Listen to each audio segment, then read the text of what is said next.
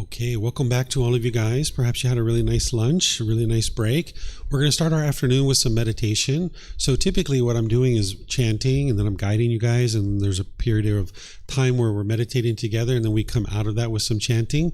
But this time what I'm going to do is just do the chanting, and you do your own meditation. That way you don't need me to guide you, right? You've been doing enough meditation at this point. You can start to learn how to do it on your own and do it without teacher's guidance. So if you're going to do breathing mindfulness meditation, you focus on the breath, and then when the mind moves off, you cut that off and let it go and come back. If you're going to do walking meditation, you remember that there's walking where you look 1 meter in front of you, and then you slowly walk, flat transfer, flat transfer. Anytime your mind moves off of that, you come back.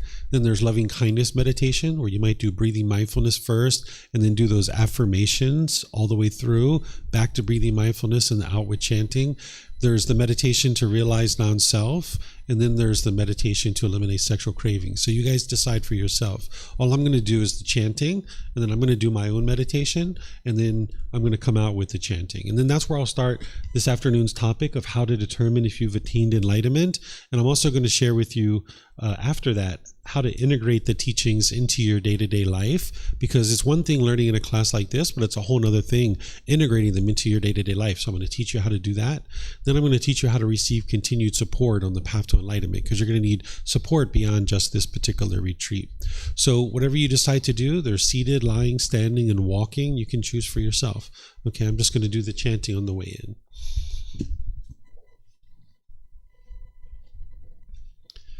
Arahang Samma Sambuddho Bhagava Bhutang Bhagavanang Abhivateyami Savakato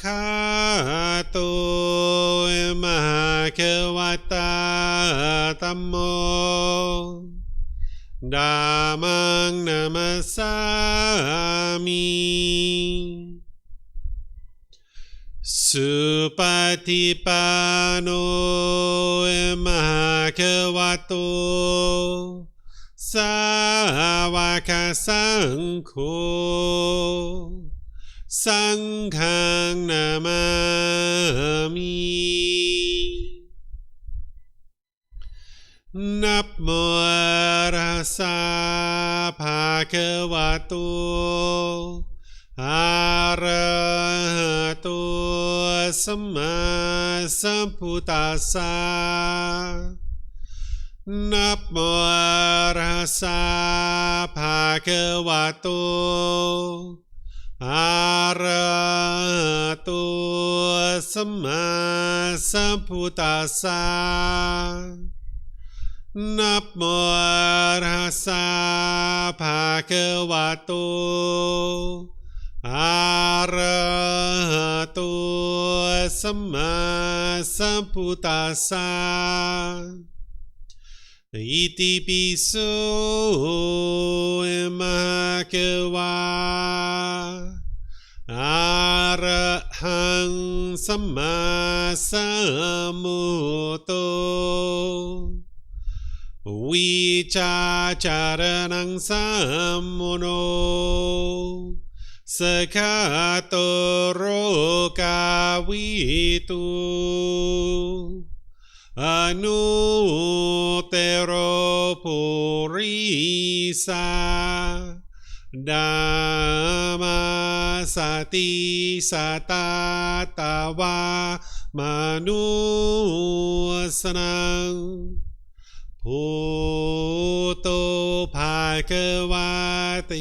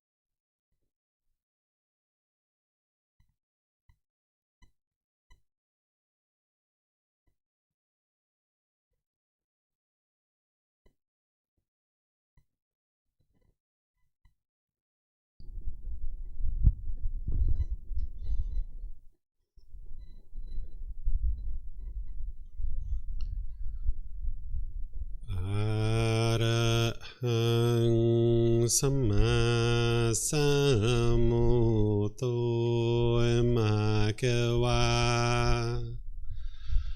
โอตังมะคะวันนังอภิวาเทมิสวากขาโตมะคะวะตาธัมโมธัมมังนัมสสามิสุปฏิปันโนภะคะวะโตสาวกสังโฆสังฆังนามามินะโมตัสสะภะคะวะโตอะระหะโตสัมมาสัมพุทธัสสะนะโมตัสสะภะคะวะโตอะระหะโตสัมมาสัมพุทธัสสะนะโมตัสสะภะคะวะโตอะระหะโตสัมมาสัมพุทธัสสะอิติปิโสภะคะวะอะระหังสัมมาสัมพุทโธวิจาจารณังสัมมุโนสคาโตโรกาวิตุอนุเตโรปุริสาดัมมาสติสัตตาตาวามนุสรังโพโตภะคะวะติ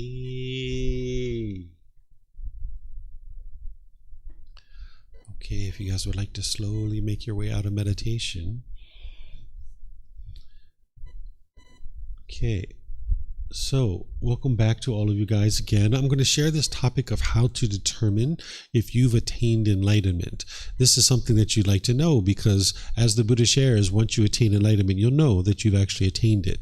Remember, it's not a sudden thing. It's gradual training, gradual practice, and gradual progress. So it's not like you're going to be angry and frustrated and there's going to be a switch that flips and you're going to automatically be peaceful for the rest of your life. That's not the way it works. You're going to see the qualities of enlightenment starting to shine through more and more and more as you're getting closer and closer to enlightenment. You'll be going 1 week, 2 weeks with no anger and frustration, and then boom, you're going to get angry. Then you're going to be 1 month, 2 months, 3 months, no anger, frustration, and boom, you're going to have some discontentedness. Then you're going to go 3 months, 4 months, 6 months, no discontentedness, and then you're going to have a little bit of discontentedness. You're going to go 6 months, 7 months, 8 months, 9, 10 months, and you're going to have a little discontentedness, right? And you're going to go 1 year, 2 years, 3 years, and so forth and so on. So you're going to notice that it's going to gradually be diminishing like this as you're gradually diminishing your pollutions.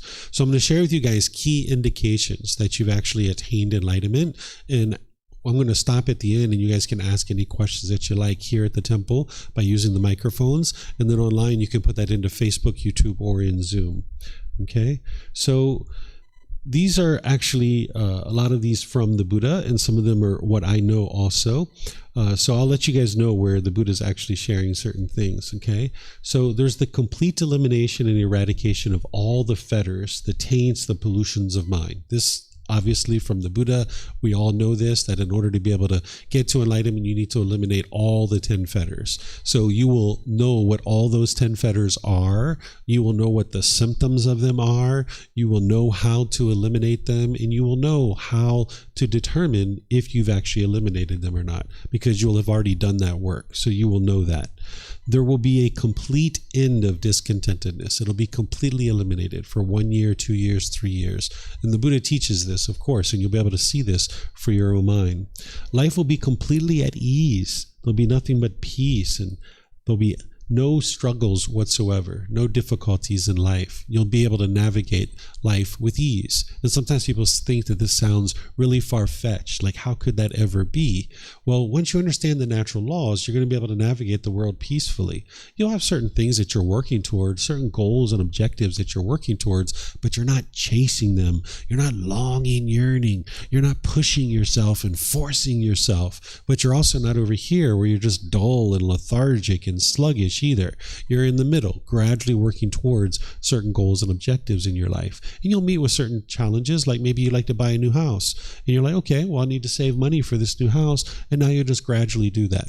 Or, okay, I'd like to buy this car. Now you might gradually save your money to do that instead of forcing and chasing, right? So life will be at ease. It'll be completely peaceful.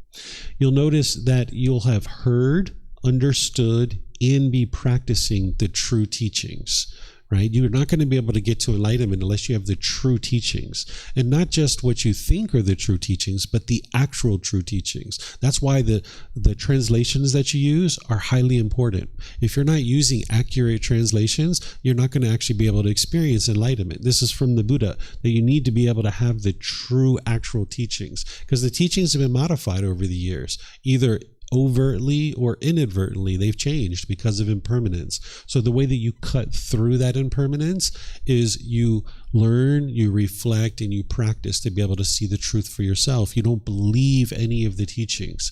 The Buddha says whenever you come across a teaching that is in conflict with what he taught, you should ignore it. Consider that this person has misunderstood his teachings, and you should ignore it. So you're going to come across teachings that are not from the Buddha. And even if people are calling it Buddhism, even if it's being taught by a Buddhist monk, even if it's in a book that says Buddhism right across the top of it, even if it's from someone wearing white clothes that shaves their head and sits on a chair with cushions and a computer, if it's opposite of what the Buddha taught, then you ignore it. But you're not going to find that in what I share with you. I'm sharing with you what the Buddha actually taught. It will lead to enlightenment, but you need to hear and understand and then practice. The practice is where the real transformation is occurring. So the Buddha talks about you need to practice in accordance with the teachings. And he actually talks about how rare this is. He talks about how rare it is that a Buddha exists in the world. He talks about how rare it is that somebody will be able to teach his teachings. He talks about how rare it is that someone will understand his teachings. He talks about how rare it is that someone will actually be able to practice his teachings. And he says how rare it is that someone will be grateful and appreciative, right? So you can see this to be true for yourself. So another thing that the Buddha shares is that you'll be a practice of paying careful attention to the decisions that you're making, ensuring that you're making only wise decisions, producing only wholesome karma. By the time you get to enlightenment, you're only experiencing wholesome karma, meaning wholesome results. There's 5 things that are unobtainable as any being whatsoever. An enlightened being, God, Mara, any being whatsoever. They can't attain these 5 things. You can't attain the elimination of sickness, aging, death, loss, and destruction. These are the 5 things that you will still experience, even as an enlightened being.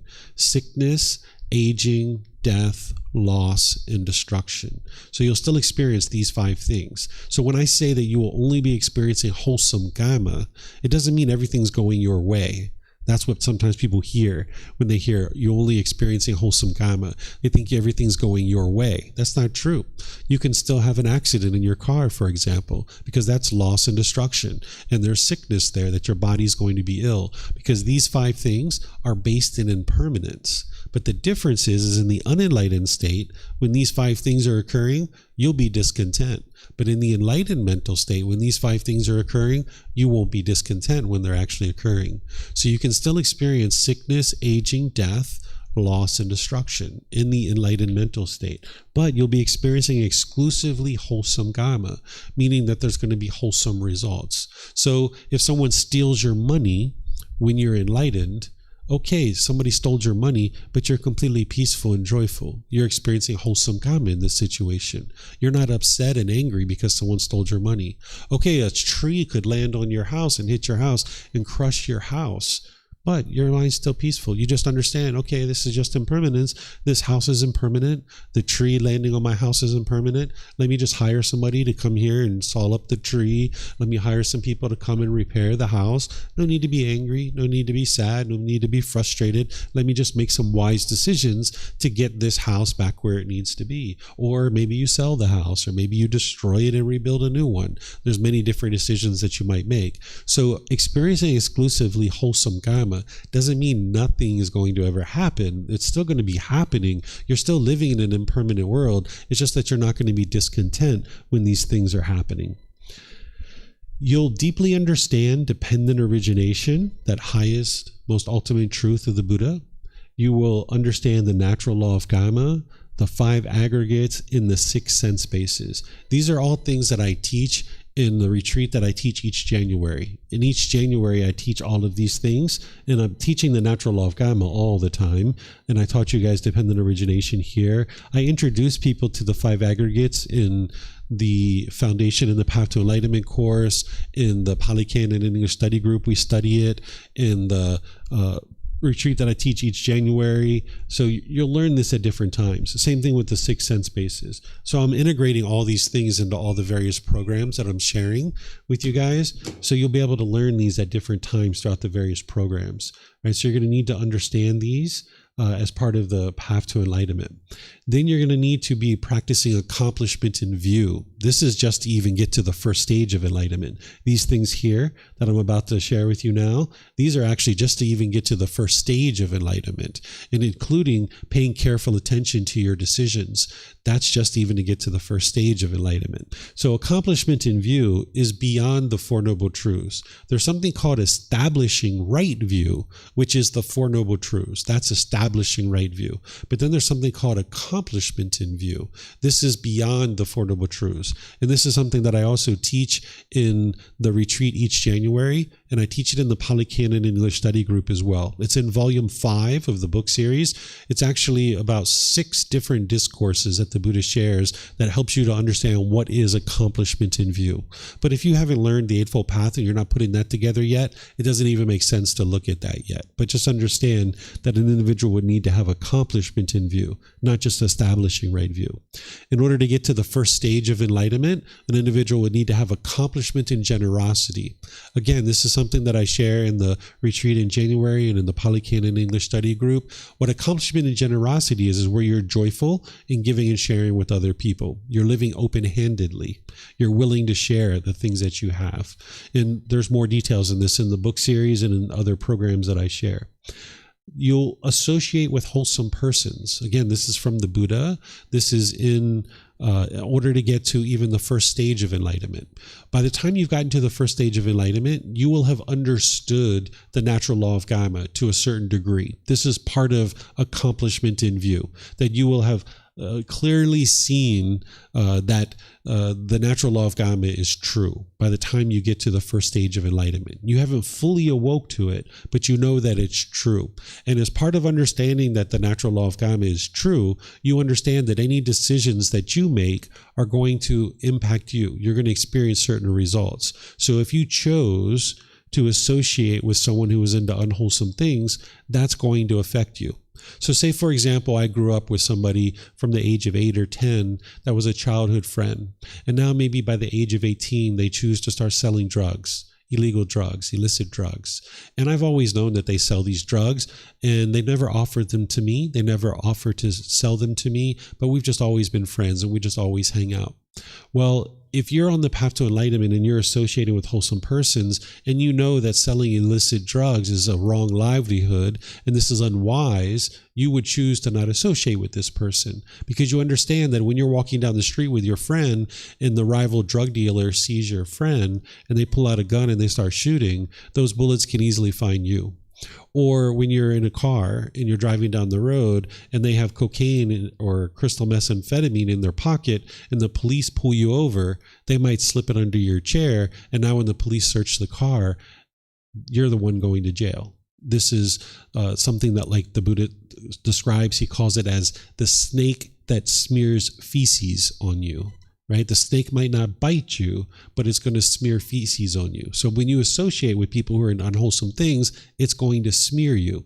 So by the time you get to this first stage of enlightenment, and definitely enlightenment itself, that you will associate with wholesome persons, realizing that you would like to make decisions to be around people who are doing wholesome things, whether it's your life partner, whether it's your friends, whether it's your coworkers, people that you spend time with, you're going to associate with wholesome people.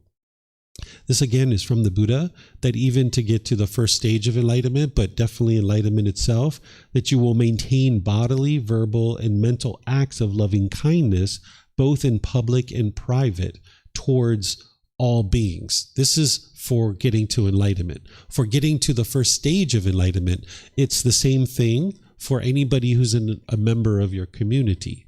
Because if you've gotten to the first stage of enlightenment, you've clearly seen that these teachings are leading to enlightenment, and your mind's quite peaceful and quite joyful. Your discontent is significantly diminished. But now, if you know that this community has helped you to be able to get to that, and you understand how important a community is, just to get to the first stage of enlightenment, you would have bodily, verbal, and mental acts of loving kindness towards anybody in the community. But by the time you get to enlightenment, you're going to have the same thing for all beings. Right? So you're not interested in gossiping or slandering anybody at all. You're not interested in being bitter and harsh and hostile towards anybody at all by the time you get to enlightenment. But even getting to the first stage of enlightenment, you would practice that same thing amongst the community members that you're with. These aren't rules. These aren't commandments. This is just what an individual will do as a result of having trained their mind and understood how important the community is. They wouldn't be interested in fracturing the community or breaking up the community, because they would know how important it is for a community, for your own growth. You're going to need to be part of a community, because it's not just the teacher that you're learning from, right? If you see, like this week, we saw Joel pick up some microphones and hand them out to everybody. You'll see people sometimes come in and bring food and snacks and share them with each other. Sometimes I see you guys getting cushions for each other and helping each other with cushions. This is like generosity, right? And this is loving kindness and compassion for people. And you're going to learn things like this when you're around community members who are into wholesome things.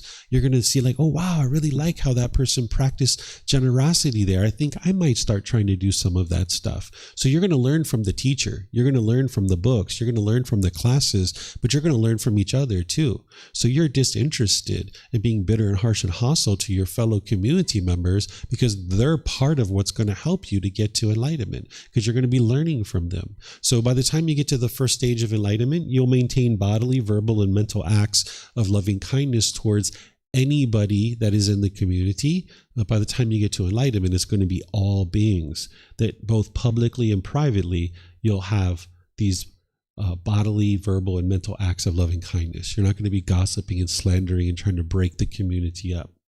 You would be able to explain what enlightenment is and how to attain it, because you're experiencing it. This is something called right wisdom.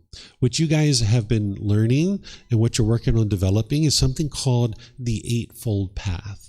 The Eightfold Path is the path for all humans to enlightenment. But by the time you get to enlightenment, you're actually practicing the Tenfold Path. The Tenfold Path has 2 extra steps, 2 extra factors that don't need to be taught, because they're actually going to be practiced for someone who's gotten to enlightenment. So you guys are familiar with the Eightfold Path. The extra 2 steps is called right wisdom and right liberation. Right wisdom is having a clear understanding of the teachings of the Buddha and being able to articulate those of what is the path to enlightenment. This is called final knowledge. When you get to enlightenment, you'll have what's called final knowledge. You'll fully understand the entire path to enlightenment in its entirety, inside and out, backwards and forwards. It'll all be here because you've upgraded your operating system in your mind. This is called right wisdom. This isn't something that you need to learn anything special. It's just by learning the Eightfold Path and purifying your mind of the 10 fetters that you automatically will have right wisdom, because you wouldn't have been able to get to enlightenment without right wisdom. And then there's nothing to teach you about right liberation in terms of like what to do, because right liberation is a byproduct of having practiced the entire Eightfold Path. If you've practiced the entire Eightfold Path, completely purified your mind of the 10 fetters, and you have have right wisdom or final knowledge, your mind will have right liberation, which means it'll be completely liberated. There's no discontentedness whatsoever. So right wisdom and right liberation are two factors that are practiced by enlightened beings. It's called the tenfold path. And this individual who's gotten to enlightenment, they would be able to explain what enlightenment is and how to attain it, because they're already practicing it. They're already experiencing it. They have not only the Eightfold Path well practiced, but they're also practicing right wisdom and right liberation, that their mind fully knows the path to enlightenment and their mind's completely liberated or free, that it's experiencing only peace and joy. Okay, so this is what an enlightened being is going to be practicing.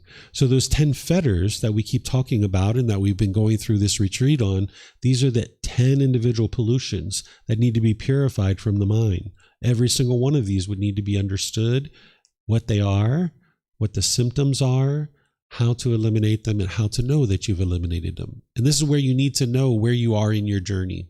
This might not be where you're at in your journey. Right now, you might just be working on getting the Eightfold Path well under your belt. So focus on that, just learning the Eightfold Path. But this is where you would like to head towards, because all of the teachings of the Buddha in one way or another are helping you to eliminate the 10 fetters, the 10 pollutions. So even learning the Eightfold Path and practicing that well, that's helping you eliminate the 10 fetters. And you need to practice that to a point where you're experiencing the jhanas, and now the light bulb's flickering and giving you those enhanced qualities of mind of the jhanas. And that's where you pivot and you start focusing on the 10 fetters more directly. You've already been eliminating the 10 fetters by practicing the Eightfold Path. You're already working on reducing those. That's the whole reason why you're experiencing the jhanas. But when you're in the jhanas, that's where you pivot and you start focusing on eliminating the 10 fetters individually. So then the mind's going to be moving through these 4 stages of enlightenment that we talked about, where when you eliminate the first 3, then the mind's in the first stage. And that's where there's a reduction of the discontentedness, a significant reduction. It's just a mere fraction of what it once was. And you will know that your mind is in this stage of enlightenment. Then as you continue to practice and you thin out sensual desire and ill will, your mind will move into the second stage of enlightenment. And you'll know your mind's there because you'll be able to see that. Then there's the third stage where you'll have eliminated all 5 of the lower fetters. This is where you're only going to be experiencing discontentedness once every 2 months, once every 3 months, once every 6 months. And it's going to be very insignificant when it's occurring, very infrequently and very insignificant, because you've gotten rid of sensual desire. That's where a vast majority of your discontentedness is coming from. And you've gotten rid of your ill will, right? So now all that's left, if you still have them, is desire for form, formless, conceit, restlessness, and ignorance. This conceit tends to stick around for a really long time. That's why you'd like to actually be working on it from the very beginning, those things that we talked about. And once you fully purify the mind, that's when the mind is actually enlightened. The mind is now in the enlightened mental state. And when it's there, you're going to experience the elimination of discontentedness. It'll be 1 year, 2 years, 3 years, and all those other things. So do you guys have any questions on this that I'm sharing so far? Yes, ma'am. Yeah, if you could get a microphone. Yeah.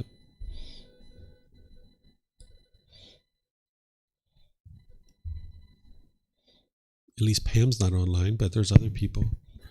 Pam's not online. Now I'm here. All week long, I was like, we have people online. It was mainly you. There was other people too, but it was you. So, well, I'm still confused about what it's the enlightenment, to achieve the enlightenment, because in all this time I listen about that to achieve it. It's almost to don't feel or don't go through or don't almost exist. Like, what's the last part you said? You said it's like you don't exist? Is that what you said? Okay. Because it's like if you have a sexual desire, you will not achieve the enlightenment. You need to disappear your ego, because if not, you will not achieve the enlightenment. You shouldn't feel or you shouldn't take the pain for anything, because if not, you will not be enlightenment. You know? So what is this part to achieve the enlightenment? What is this? Well, So enlightenment is a mental state that you're experiencing because you've purified the mind of these 10 fetters. These 10 fetters is what's causing the mind to experience that mental pain. These 10 fetters are the reason why you might argue or be bitter and harsh and hostile with people. This is why an individual will be disrespectful, because of the 10 fetters. This is the reason why they want to have sex, right? Because if you're completely content and peaceful and joyful within your own mind, you're inwardly peaceful, you're not going to be searching externally for pleasure. But that's what the mind's doing with sex, is that it wants this pleasure externally. Because if you've ever had a situation where you were angry and then you might have used sex in order to feel better, that's what the mind's doing, is it's using something external to get to these pleasant feelings. But those pleasant feelings aren't permanent. So ultimately your mind ends up back in the painful feelings. So when you purify your mind of all these pollutions, your mind's just always peaceful and always joyful. So it's not about following rules or forcing your mind to do anything. It's about purifying it and cleaning it and getting it uprooted, where now you're experiencing the peace and joy. It's kind of like if you take a shower and you use soap and water to clean up your body, you're going to smell good. Right? And it's not because you forced yourself. It's not because you're following a rule. It's just the byproduct of having gotten in the shower and cleaned this body. This body now smells good. So it's the same thing as a result of cleaning up the mind is now going to experience this peace and this joy. You're not going to need sex in order to feel good, because you already feel good inwardly all day long. You wake up all day long, and as you fall asleep, you already have good feelings. You're already happy. You're already joyful. You don't need external things, but you do make decisions to do things in the world. Like you'll still go out and spend time with friends, or you'll have a job, or you'll do other things in the world, whatever it is that you would like to do. And you'll do those things joyfully and peacefully and happily, no matter what's going on in your life. So you can also have a partner then, or no? An enlightened being could have a partner. It's not about what you can or can't do. It's about, like, I think you're young, right? So you probably would like to have a life partner. You'd like to have kids, maybe, right? So if you have a craving to have a life partner, you have a longing, yearning for it. Or if you have a longing, yearning to have children, right? You might decide that you would like to do that. And that's part of your way of extinguishing it. Like if you sit around and you feel lonely, you feel bored, you feel like, oh, I wish I had a boyfriend, I wish I had a girlfriend, I wish I had kids, I wish I had something like this. That's your mind longing, yearning for it. And you can cut it off and let it go. And you can train your mind over a period of time. Like, no, I'm going to be single and this is what I'm going to do. I'm not going to have kids. I'm not going to have a boyfriend or girlfriend. Those are conscious decisions that you're making. The Buddha's not telling you that that's what you have to do, but those might be decisions that you make. But you can also make decisions to say, you know what? No, I'm going to have a partner. I'm going to have children. I realize I'm going to be attached to them and I'm going to need to work on eliminating that attachment. But yeah, I'm going to have this partner, and that's how you're going to extinguish your craving. But by the time you get to enlightenment, you will have already lived life with this partner. You would have already lived life with your children, and you would have trained your mind to not be attached to them. You would still be in a relationship with them, but your feelings and emotions aren't attached to them. So for example, if you had a husband and he was in a car accident, you wouldn't be upset. You wouldn't be frustrated. You wouldn't be sad. Your mind wouldn't be shaken up. Or if your child had a broken leg at the playground, you wouldn't be upset. You would just be like, broken leg. Okay, let's fix this. Let's get the ambulance. Let's get him to the hospital. Let's make decisions to ensure we get this taken care of. Your mind wouldn't be shaken up in that situation if you weren't attached to your child, because it's not your love that's causing that. The shaken up of the mind is the parents craving their child to be permanently healthy when it's not possible, because this body is impermanent. So to get to enlightenment, you won't be enlightened prior to getting a life partner or prior to having kids if you have a longing, yearning for it. But if you choose to have a partner, you choose to have a child, now you experience it. And now at some point you get rid of your attachment to them, then maybe you still have a child, you still have a partner, but you're not attached to them, and you'll actually be able to experience enlightenment. Like the Buddha, he had a wife, he had a son. He ended up leaving for 6 years, training his mind. He got to enlightenment, but then he came back, and then his son and his wife came to learn with him. He was still around them, but he just wasn't attached to them. So it will be like you will achieve the enlightenment when your mind will not shake anymore with everything. That's part of it. Yep, that's a big part of it. Your mind will be completely stable and steady because you don't have any of these pollutions. So, for example, using that example of a child, if a child breaks their leg at the playground and a parent's mind is shaken up, that's because they have sensual desire. Their mind is craving permanence. They've seen something through their eyes which is disagreeable to them, that my child has a broken leg, and now that's disagreeable to them. When their body's healthy, they have pleasant feelings. That's conditional. But now, because that child's body is not permanent and the mind is craving permanence, when they see their child with a broken leg, now their mind gets shaken up by that. But by the time you get rid of your sensual desire, you're not going to have agreeable and disagreeable in your mind anymore. It's just, okay, these things are happening and it's all impermanent. And now if there's something like a child with a broken leg, let me just make decisions to get the help that this child needs so that we can get medical attention and they can get fixed, because this body is not permanent and the mind already knows that, and it's not craving for permanence. So therefore it can be completely stable and steady in this situation. Okay. And when you said something about when your parents died, passed away, it's not about love. If you're grieving or sad, it's not your love that's causing that. Just like with the child, if you get upset when their leg's broken, it's not your love that's causing it. Because love is a genuine interest in seeing a being be well. What's causing the mind to be shaken up is its sensual desire, its craving for permanence. And now when it's experiencing this impermanence, that your parents have died, this is just impermanence. That's all that is.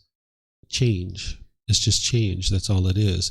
So when you understand impermanence and you've trained your mind to let go, then when your parents die, it's just normal. You're not sad. You're not upset. You can maintain your joy and your peacefulness. You're not joyful because they died. You're joyful despite the fact that they have died, because you understand it's normal. It's kind of like the wind blows. When you go outside and the wind blows, you're not upset, because you understand that's normal. That's a normal thing. The wind's going to blow sometimes when you go outside, and sometimes you go outside and the wind doesn't blow. That's normal. So when the wind blows, you're not upset by that. Same thing, an individual being born, an individual dying, it's a normal thing. It's like the wind's blowing, and we don't need to be upset just because the wind's blowing. So just because someone dies, we don't need to be upset. But when the mind craves permanence, the mind will be upset when someone dies, because it's holding on and it's craving that person to be permanent, when in reality they're impermanent. But that's the lack of wisdom that the mind has in the unenlightened state. It doesn't understand impermanence. Okay. Starting to get it a little bit? No, because actually my father passed away 17 years ago. And of course I was super upset. I was 17 years old, and all the responsibilities about my family, I needed to do it. Yeah. So I grew up with this measure that I didn't live with these years. Yeah. But in the end, when I listen about it's not about love, I was shaking a bit, because it was like, oh, but I love him. Sure. But it's like when he passed away and I'm still living without him, I still feeling pain all the time. But now I understand, because the permanence Yes. and cravings. Right. The mind's craving permanence. So when I was 16, my girlfriend died, my very first real significant girlfriend. She died when I was 16. And I was very sad. I went into like sadness for 2 or 3 years because I wasn't practicing these teachings then, right? So I was very sad for like 2 or 3 years. She was actually pregnant at the time. She was like maybe 4, 6, 8 weeks pregnant at the time when she died, right? So I was very sad when this occurred, right? I didn't understand these teachings. Then when I was in my early 20s, my grandfather died, who I was very close with, and he basically raised me like a father. He was like, my father was gone, so my grandfather was like my father, essentially. So for about 3 months, I was really sad about that, right? Then later in life, in my 30s, my stepfather died. No grief, no sadness, no nothing. But of course, I loved him. And I appreciate that he was in my life.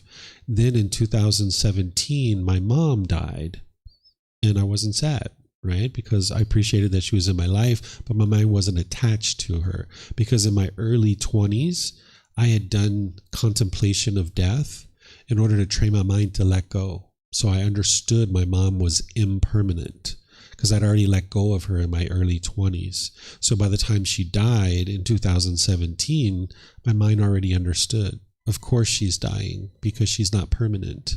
And now my grandmother, she's 102. She'll die next. She outlived her daughter, her husband, and her son.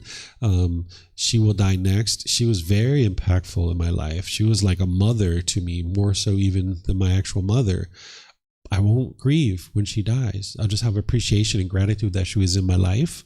And I will have love, of course. I have love for her. But I won't grieve and sorrow because it's just like the wind blowing. Of course she's going to die, right? Because she was born, she has to die.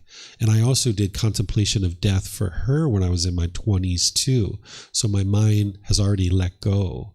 And I'm not craving and clinging and holding on, wanting her to be permanent, because I understand she's impermanent. So you can experience this where someone very significant at one point in your life, you do grieve, but now as you train your mind and your mind learns how to let go, if your mom's still alive or you have brothers and sisters or people like this, when they start dying, you will experience death very differently with them.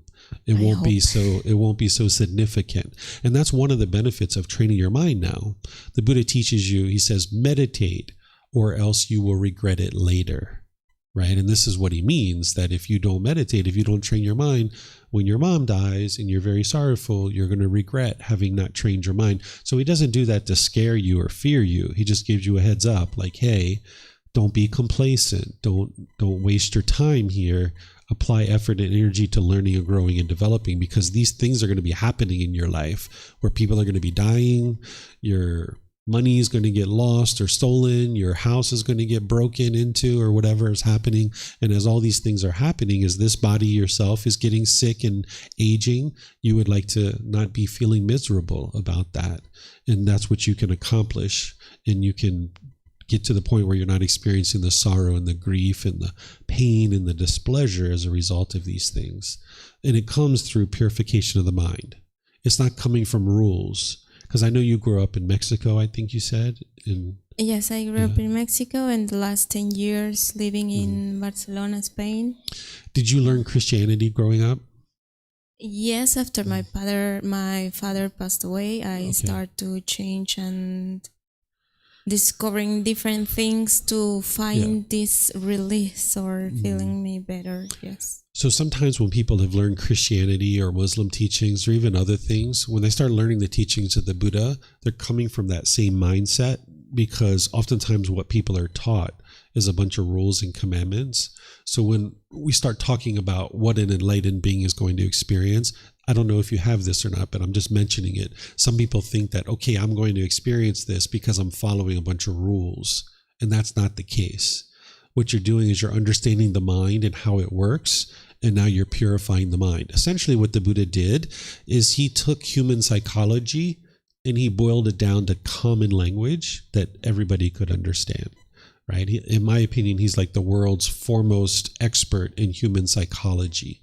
And now when you understand your own mind and human psychology, now you can skillfully work with it to get to a point where it's completely peaceful and joyful. So I don't know if you have that in your mind, but oftentimes people coming from Christian or Muslim teachings think about rules and that these are a bunch of rules. So like when I was sharing that an enlightened being will have association with wholesome people, that's not a rule. It's just that by the time somebody has gotten to this point of the first stage of enlightenment, they will understand the natural law of karma because they've seen the truth for themselves, that it's true, and they will by themselves choose to associate with wholesome people. Or some of these other things like generosity, they will already understand how important generosity is, and they will already be practicing sharing with other people. So it's not like rules. Yeah. It's not that. It's just that the way that the mind understands the world around them and how the mind works, they will be practicing these things. Yes, no, I never seen like rules, just want to understand how actually the mind works, or how it, just to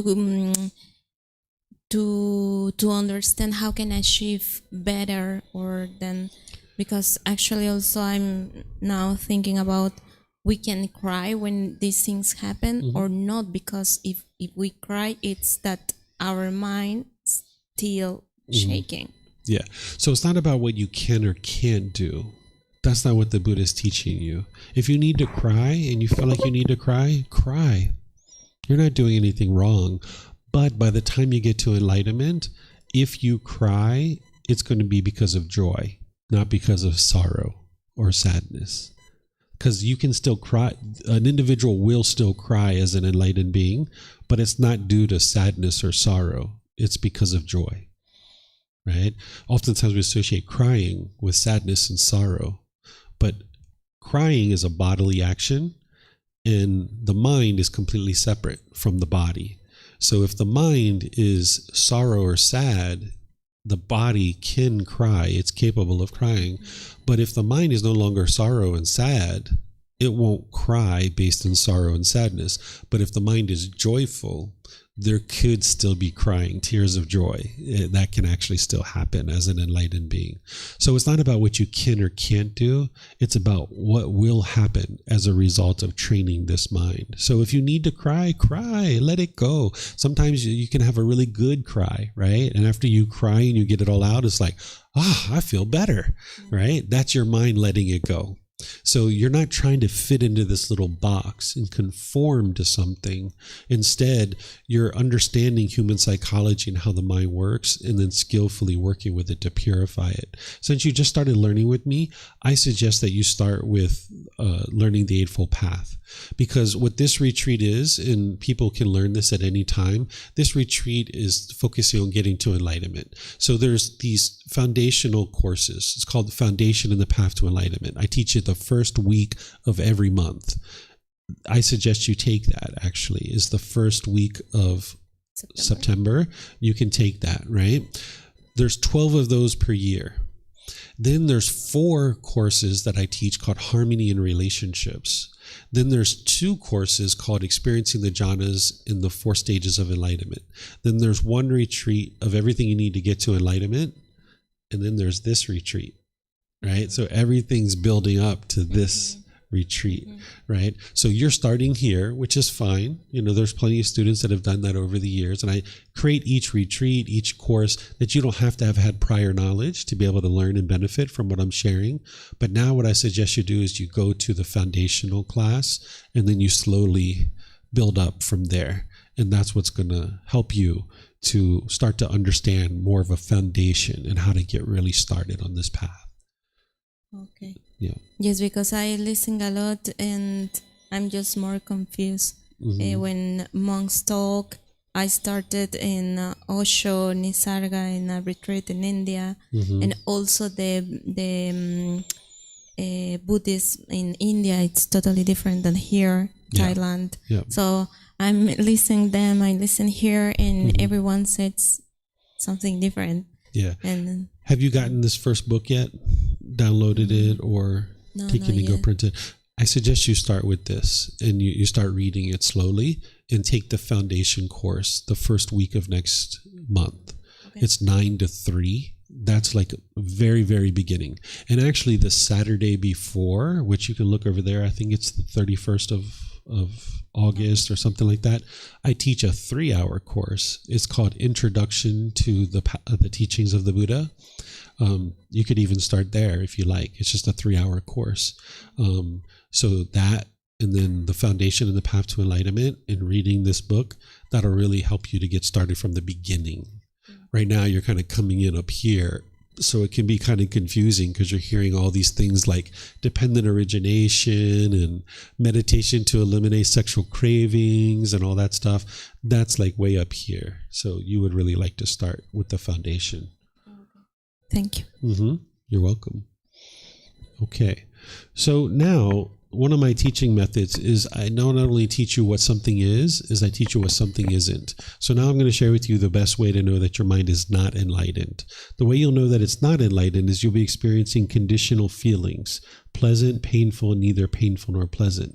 Remember, these are conditional pleasant feelings that based on some condition, you will experience pleasant feelings. If it's sunny outside, you'll be happy. If your bank account balance is here, you'll be happy. If your mom and dad do this, you'll be happy. If your brothers and sisters do this, or your boss does that. So the amount of happiness that you can have shrinks because it's based on some condition. If my dad's alive, I'll be happy, right? So if we have all of these conditions that have to be met, if dad's alive, if mom's alive, if my bank account is this, if my friends do this, if my boss does this, if I have this kind of house, this kind of car, your happiness is shrinking. So what the Buddha is teaching you to do is get the causes and conditions out of the mind that are producing this, so that now you can experience happiness all the time. You can be always peaceful, always cheerful, always glad and uplifted. So when you hear that you're eliminating conditioned pleasant feelings, you need to understand it's conditional, that you're looking to get to unconditioned mental states where your mind's always peaceful and always joyful. So if you still experience any of these conditional feelings, that's where the mind is not enlightened. If you have a craving, desire to tell other people that you are enlightened, then you know that you're not enlightened, right? So if you go somewhere and someone's like, hey, Joel, come here. Guess what? Don't tell anybody. Guess what? I'm enlightened, right? If you hear this from somebody, you know that they're not enlightened, because an enlightened being is not going to go around and boast and be arrogant and prideful that they're enlightened. If they're so peaceful, if they're so joyful, just go be peaceful and joyful, right? And you might encounter people like this, that they're going around bragging that they're enlightened. And you don't have to tell them anything. You don't have to convince them that they're not enlightened. You just know for yourself, enlightened beings don't go around and boast, and they're not arrogant and prideful that they're enlightened. If someone's so peaceful and joyful, they don't need to be coming around here telling everybody that they're enlightened. Go be peaceful. Go be joyful. Like, what do you want? Do you want us to admire you? Do you want us to bow down to you? What do you want from us? Well, if you want something, you're not yet enlightened, right? If you're arrogant and prideful and boastful, you're not yet enlightened. So you can know that if you have an interest to go around and tell everybody, if you have a desire, a craving, if you're longing, yearning to go around and tell everyone you're enlightened, you're not yet enlightened. If you're noticing complacency, there's a lack of motivation, there's a lack of enthusiasm or initiative or willingness to do something, you're feeling dull and lethargic, you know that your mind is not yet enlightened. Because enlightened beings have vigor, vitality, enthusiasm, ambition. They're going to be full of life, so to speak. They're going to have a zest for life. They're going to be very interested in living, but they're not attached to it. They're not longing, yearning for it. They're going to have ambition and motivation and encouragement in their day-to-day life. They'll have enthusiasm, right? So if you're noticing complacency in the mind, where there's dullness and lethargic condition, you know your mind's not enlightened. Because that's what the mind will do, is it'll chase. And when you're not doing that, it'll swing all the way to the other side where it's dull and lethargic and complacent, right? So if you're living on either side of this, the mind's not enlightened. You're coming to the middle way where you have enthusiasm and ambition to pursue your goals and objectives, but you're not chasing after it. Okay? Here are some advantages of getting to enlightenment. I talked about this at the very, very, very beginning of the retreat on Sunday, the very first day, that the mind will be peaceful, calm, serene, and content with joy. It's a permanent mental state. There's a high degree of focus, concentration, memory, and clarity of mind because you've purified the mind of the 10 fetters. It's now performing optimally. There's no longer any discontent feelings. We've talked about that at different times. You'll have this deep wisdom, politeness, kindness, friendliness, and respect. Your personal and professional relationships will be blossoming. They'll be at ease. You'll be incapable of decline. By the time you get to enlightenment, your mind doesn't regress backwards. It's not like you get to enlightenment and then one day you fall out of enlightenment and you're all of a sudden angry again. That's not the case. If your mind is enlightened, it's enlightened. It's never going to experience anger or frustration or any of these other discontent feelings. It's kind of like if you were to climb a mountain and you were to get up to the top of the mountain and you get all this fresh air and this beautiful view. Well, normally when you climb a mountain, you need to come back down.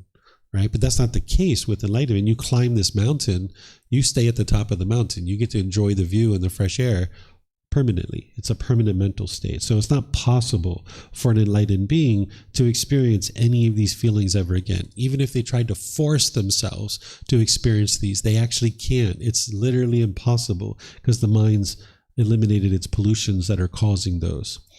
The mind will always be in a good mood. There's never a bad mood. All days are a good day. There's never a bad day. There's no tiredness or exhaustion. There's sleepiness, but there's no tiredness or exhaustion. It's impossible for the mind to be shaken up. It's steady, it's stable, it's unshakable. And life is no longer a struggle. You'll be living that ideal life. Okay, so this is what the advantages of getting to enlightenment is. So attaining enlightenment as an arahant means you'll no longer experience any discontent feelings, and there will be no rebirth in the cycle of rebirth. What comes next for an enlightened being is an undeclared teaching. The Buddha refers to what happens at death for an enlightened being as final enlightenment. I'll explain to you guys what this is. Okay, so you can get to enlightenment in this life where your mind's completely purified of the 10 fetters and you're no longer experiencing any mental anguish. So like using that analogy yesterday about stumping the toe, if you stump your toe as an enlightened being, you'll experience the physical pain, but there's no mental anguish in the mind. There's no mental pain, right? As an unenlightened being, you'll experience the physical pain and you'll experience the mental pain too. In fact, it'll be heightened because of the mental pain, because the mind's craving the permanent comfort. But as an enlightened being, you only experience the physical pain and it'll be minimal. It'll be very muted. So in this respects, there's still one more thing that's happening that you can't eliminate as long as you're alive, which is there's a physical body and there's a mind. And now this mind in this body together, you're still experiencing the physical pain. So when the enlightened being gets to the point where this life is over, the Buddha calls it the breakup of the body, where the body and the mind separate, and now you don't experience any physical pain any longer. There's no longer any physical pain. So that's why it's called final enlightenment. So enlightenment during your life means you don't have any more mental anguish, but you're still experiencing physical pain. But when you get to the end of this life, you've attained final enlightenment, where there's not even any physical pain any longer. And you actually need that physical pain as an enlightened being. If you didn't have that physical pain, you wouldn't be able to live life. Because say as an enlightened being, you're standing really close to a fire, like maybe you're at a party, you're at a bonfire, and there's this fire that's burning, and you're standing really close to it. If you didn't have physical pain, the body would start being injured. It would start melting. It would start deteriorating because you're too close to the fire and you don't even know it. So you actually need that little bit of physical pain to let you know, oh, I'm standing too close to the fire. Let me move. Let me move somewhere else. Or, oh, I'm sitting on the floor. This hip is really hurting. Let me get up and stretch, right? Because there's something going on in the hip that doesn't quite feel right. So you need a little bit of that physical pain just to be an indicator to you that you need to make a wise decision to change something. So you need that little bit of physical pain, but you won't have mental anguish at that point. You won't be cussing and upset because you stumped your toe or you're standing too close to the fire. You'll just understand like, oh, standing too close to the fire. Let me move. Oh, stump my toe. Oh, that really hurts. Ouch. That's interesting, right? So you need to be able to understand that you're still going to experience the physical pain, but it's going to be very muted, very minimal. But now when you get to the point of the end of this life, there's final enlightenment. Now what happens next for that mind that is enlightened? The Buddha leaves it as an undeclared teaching. He doesn't say what does or what doesn't come next. He just says it's undeclared. He specifically calls it an undeclared teaching. There's a time in his teachings where he says, monks, remember what I taught. I taught this. And he points to the Four Noble Truths. He talks about discontentedness, the cause of discontentedness, the elimination of it, and the path forward. And he says, remember what I did not teach. I did not teach this. And he gives 10 teachings, 10 things that he didn't teach. And one of those things is essentially what happens to a being once they're enlightened and they die. We know that you're not going to experience rebirth in the cycle of rebirth. And we know that if there is something next, it's either as good as what you're currently experiencing or better, but he didn't even say whether there is something next or there isn't. Because your mind's so peaceful and so joyful in the present moment, it doesn't matter, right? You're not longing, yearning for what's next. You're already peaceful and joyful in the present moment, right? So this path isn't about a wonderful life later. It's about getting to a wonderful life now in this life. So he leaves this as an undeclared teaching of what may or may not happen next for an enlightened being. But he calls this final enlightenment because there's the breakup of the body and now there's no more physical pain. Okay, so you can extinguish mental pain and mental anguish, but you're still going to experience a small degree of physical pain in this life. Okay, but you won't be discontent about it. You'll just understand it's normal. Okay, so any questions on how to determine if you're enlightened or not?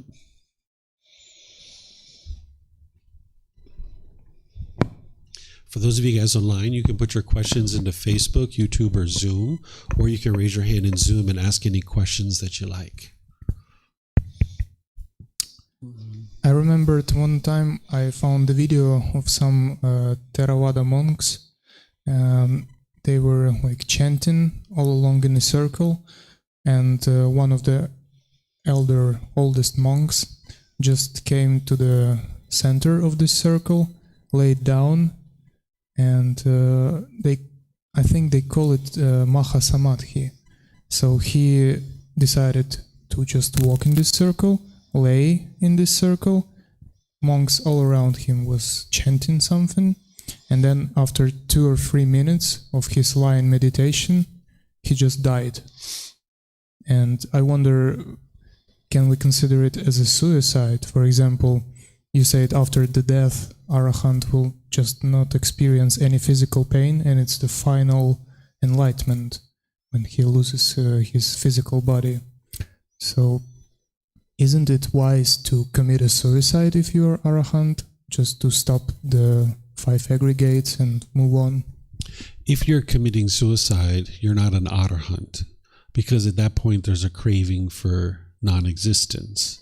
There's a craving for death, that you don't want to live at all. There's no interest in even being in life. So the mind is craving death. An enlightened being wouldn't kill themselves. This is in the Four Noble Truths, the very first teaching of the Buddha, where he talks about there's no craving for existence, but there's no craving for non-existence either. So if somebody kills themselves, they're not an Arahant. They're not an enlightened being.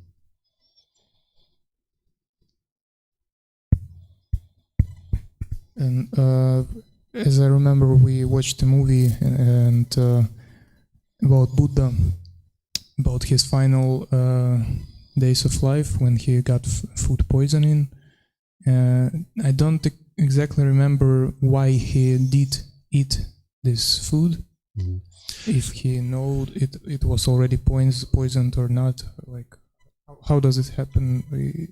Can we consider it as a form of suicide or not?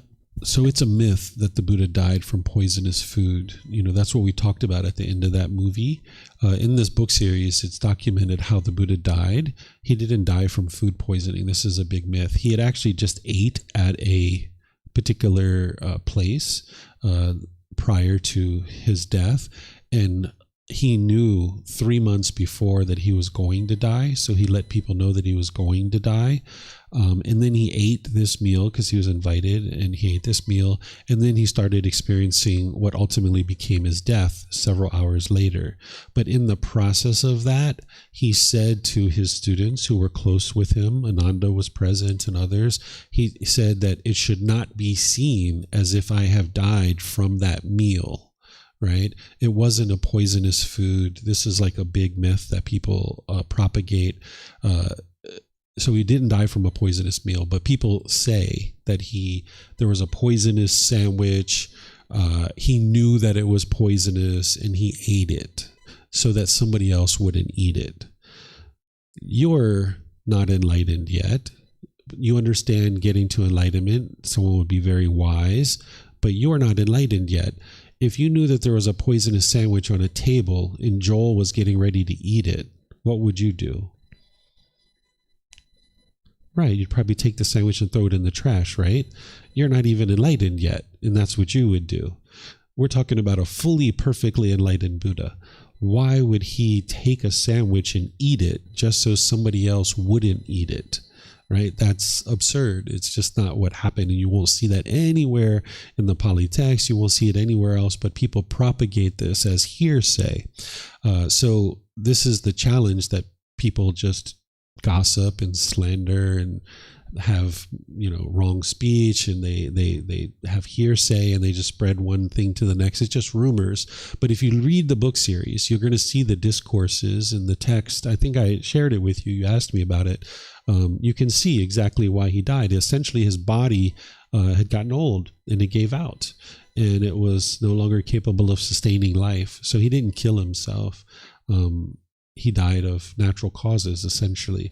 But this doctor who wrote this article, based on the discourses, he explained exactly the cause of death, walking you through it in a way that you can see it. And he's referencing the suttas so that you can see the discourses that he's using as the source for his content.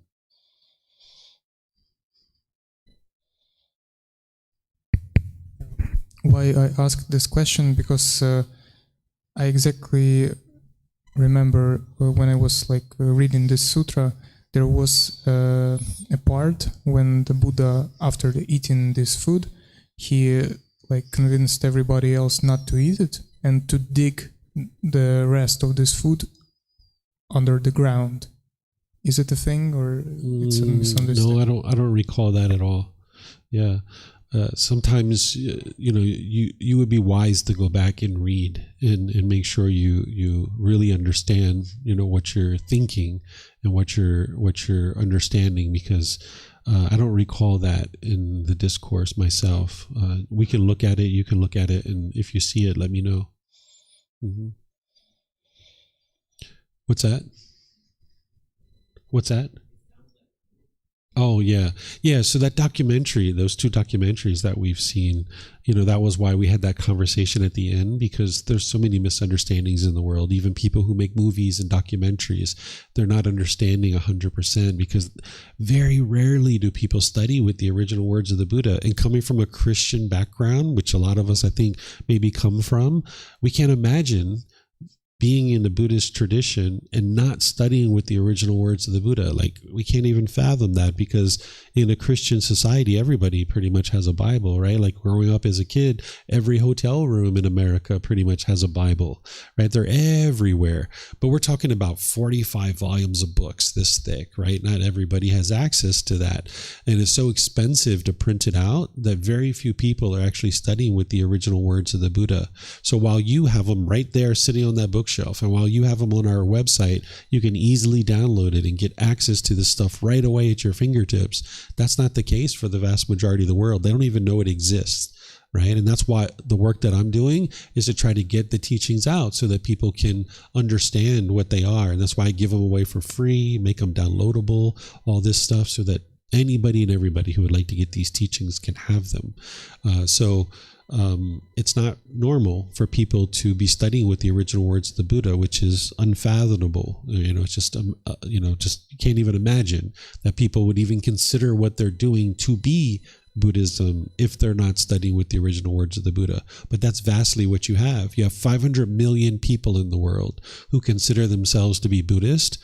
And I would say if 1 million or 2 of those people are actually studying with the original words of the Buddha, I'd be surprised, right? It's really that rare. Mm-hmm. And that's why you have all these misunderstandings. And even in those words, sometimes there's misunderstandings too.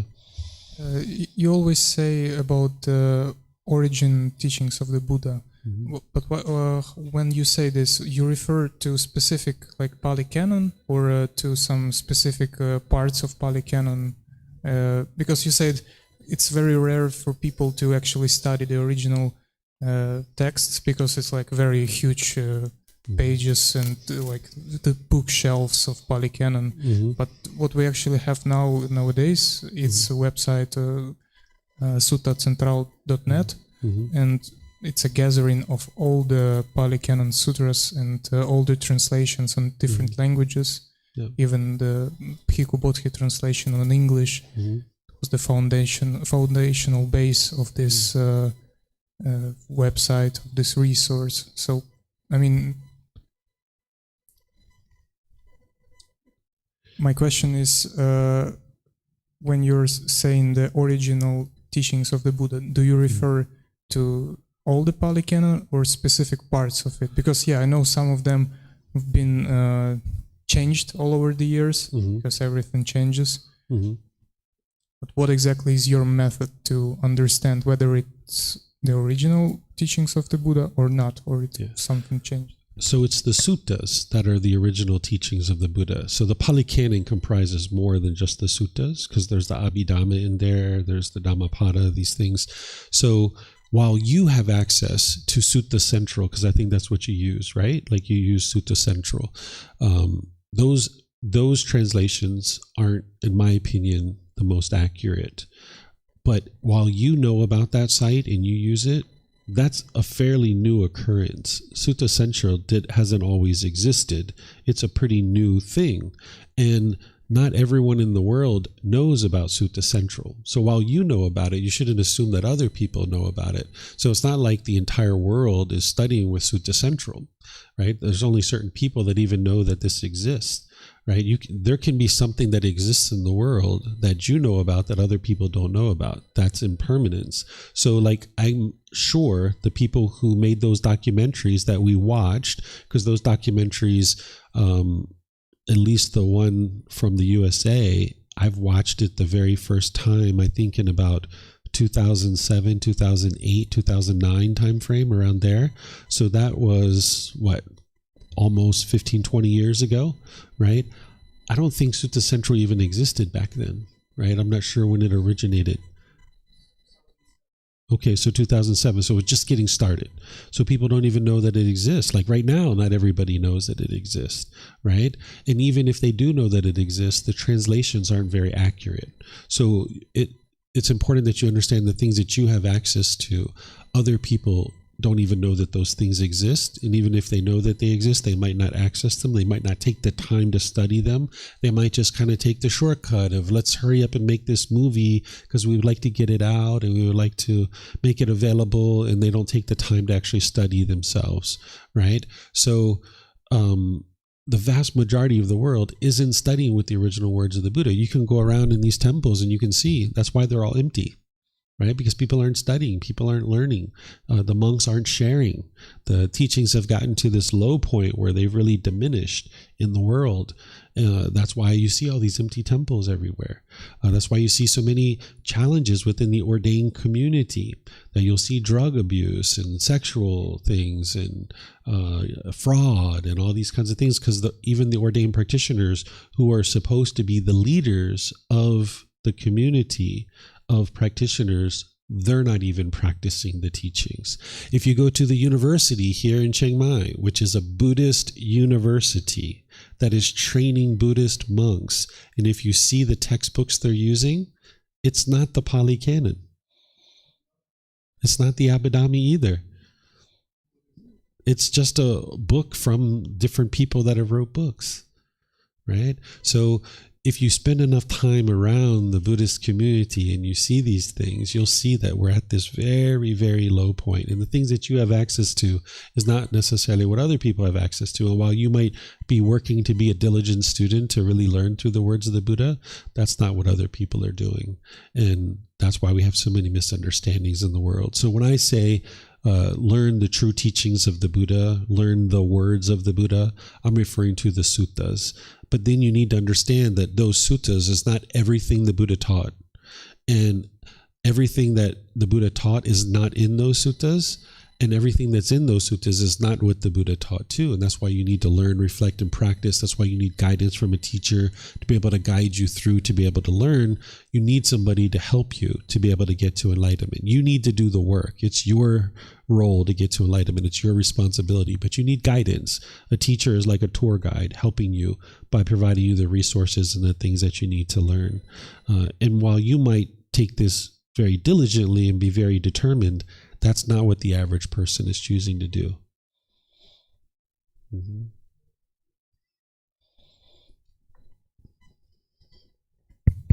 Okay, thank you for your answer. But I'm still not, I think I maybe just misunderstood.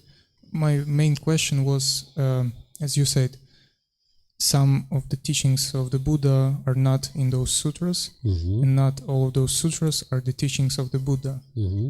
What is the method how we can identify, like you say, it's wisdom, it's reflecting, practicing, but are this the only method, or it can be any other method? That's all you need. Learn, reflect, and practice. That's what gets you to wisdom. The Buddha shares that with you too. I can show you a discourse where he teaches you to learn, reflect, and practice, right? Because that's what allows you to cut through the impermanence, right? So like, for example, have you ever been on the tour with me when I go on the tours? You haven't been on the tour with me, right? When I go outside the city? Okay. So one of the places I go is a temple here in Chiang Mai, where they have the Chinese thing. I forget what it's called. They have these little sticks and you shake it, right? And then one of the sticks fall out. And then when it falls out, you're supposed to go over to the wall and you get your fortune, right? And this is inside of a Buddhist temple. It's been going on for many years, and people associate it with the Buddhist teachings. It has nothing to do with the Buddhist teachings whatsoever, right? But people have been doing it for many years. So this is where, even without looking in the Pali Canon, even though it's nowhere in the Pali Canon, you can learn, you can reflect, and you can practice to be able to see if it's true, right? So you put all these sticks in this thing, you shake it out, and now a stick falls out, and it says number 4, and you're supposed to go over to the wall and get number 4, and that's your fortune.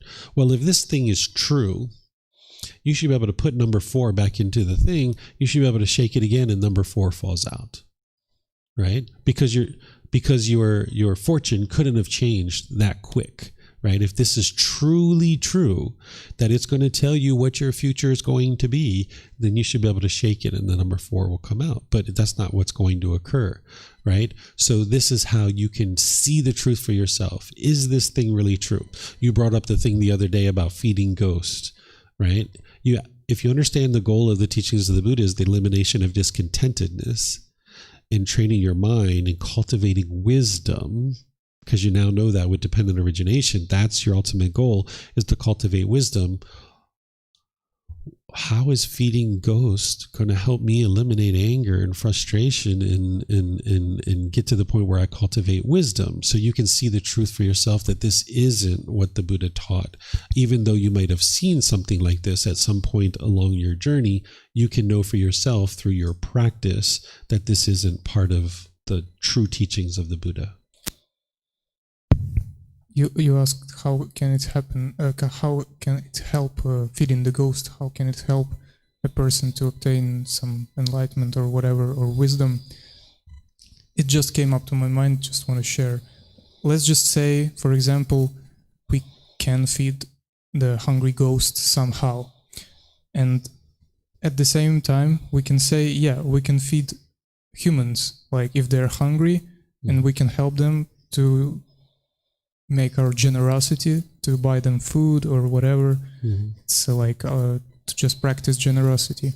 And if we lived in a world where we can feed the ghosts, like they're the same like creatures, not the same as humans, but they are creatures and they're hungry, and couldn't it be a generosity, but for not a human being, but from being from another realm? This is part of the lack of wisdom of an individual. If you think you can feed a ghost, because a ghost doesn't eat food, it is a formless being. It doesn't eat form. It doesn't eat physical food because there's no form to maintain. That's the reason why we eat food, because it's physical, it's a form. And by us eating the physical form, it allows us to maintain our physical form. So that's why humans eat and animals eat. So if we're trying to feed a ghost, we're not even understanding the basics of this realm of I call it afflicted spirits, because they're not hungry. They're not truly hungry because they don't eat. What they're actually talking about is that the afflicted spirit realm, they have a massive amount of craving. That's why people call them hungry ghosts. But it gets confusing if you call them hungry ghosts, because people think they're actually hungry when they don't eat. They actually just have a large amount of craving. So if you were to feed a ghost, you're functioning in ignorance and the unknowing of true reality. That's a fetter, that you lack wisdom of true reality of what's truly happening. If you're feeding a hungry ghost, then you're practicing wrong observances, which is a fetter. Now, if you give food to an animal, which can be beneficial, you're practicing generosity, and that can actually be helpful for your mind to train to practice generosity, to let go. But the level of wholesome karma you generate by giving food to an animal is not the same level as other actions that you could do to be able to produce wholesome karma. You might still choose to do that, but it's not producing the highest level of wholesome karma that you could produce.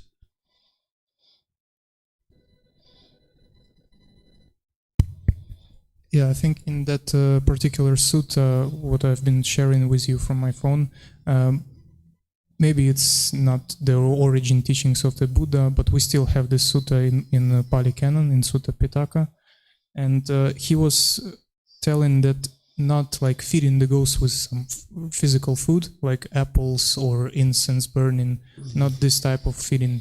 He was talking about, translation, dedicate merits to them so they can more quickly get out of that realm to be reborn in another realm.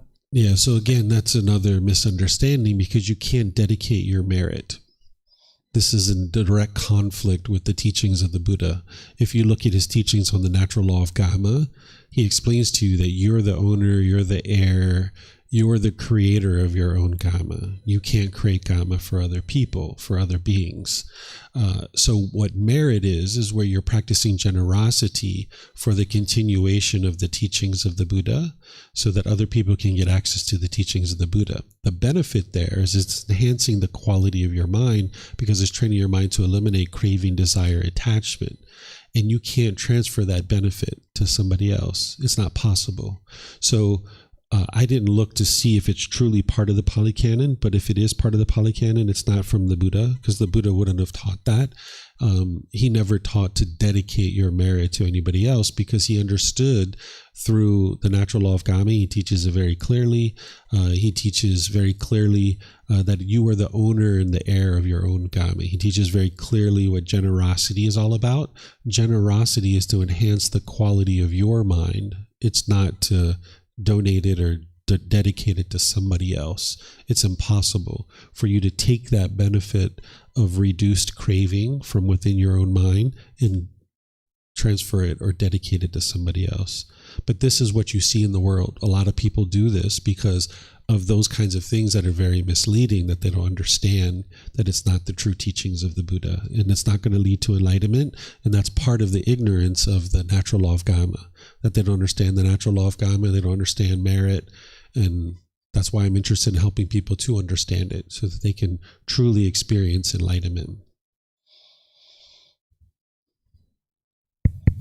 Okay, but isn't it what the Buddhists do?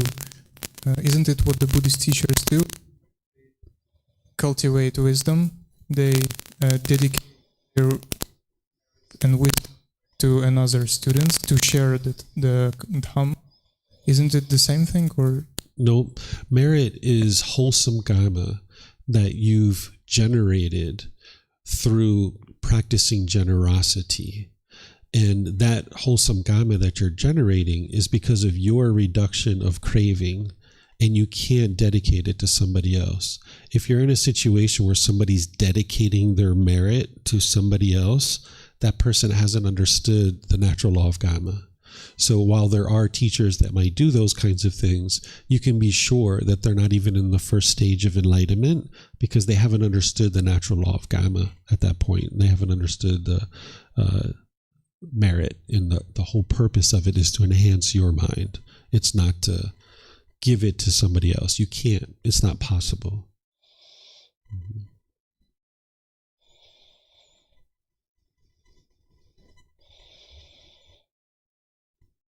Hello.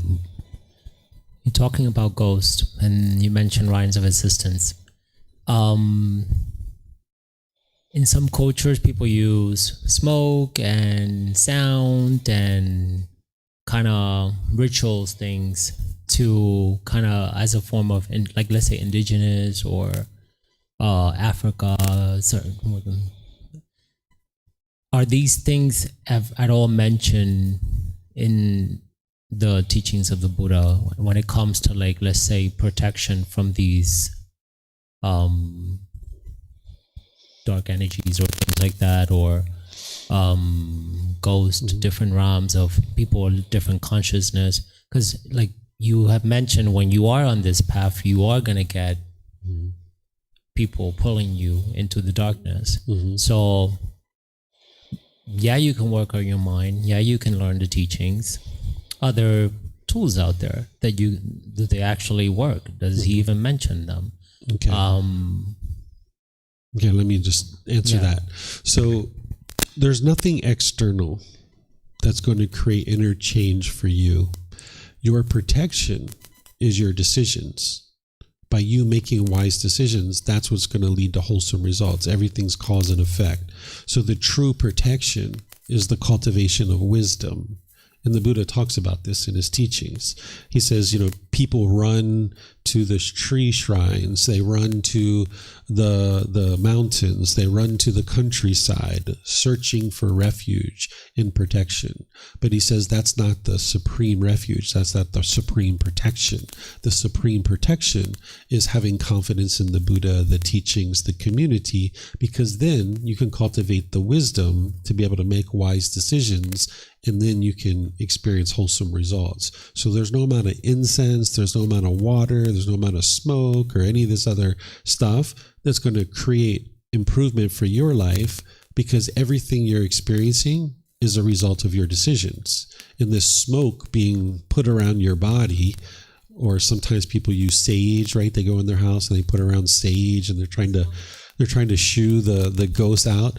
That's not what's going to protect you. What's going to protect you is your decisions, because the things that are going to harm you are also your decisions. So sometimes in Thailand, they wear the amulets, right? Or they have statues and all these things. None of that stuff's going to protect you, because everything you're experiencing is coming from decisions that you make. And when your decisions are based in ignorance or unknowing of true reality, it's going to lead to unwholesome results. So that's why you're always developing your wisdom. And that's why when I hear students talk about things that aren't the teachings of the Buddha, I'm interested in helping you to be able to know what the true teachings are. Because as long as you stay in that ignorance, you're never going to be able to make wise decisions to be able to improve what you experience and experiencing wholesome karma. So he doesn't talk about any of those things other than to say they don't lead to enlightenment, they don't lead to protection. If you are really interested in protection, cultivate your mind, get to wisdom, and that's what's going to protect you. Because culturally, we are taught, like even in movies, you see, a cross or a symbol or something to when something is attacking you, to something external to protect, a shield or so. I understand, yes, it's the mind. So I guess let's say you do encounter a different lines of assistance. Okay, no, thank you. Bye. or Yeah, what will it's your be decisions, right? It's like what I mean, reaction, right? Like how it all depends how you react at that moment, then, Yeah. right? So Or at one time, I used to have a business here in Thailand that was a private investigation company. We used to go around investigating people, and I was making all kinds of ghost, like no ghost hunting. investigate people, private investigation. And we used to go around investigating people, and I was making all kinds of unwise decisions before I knew about the teachings of the Buddha in the way that I do now.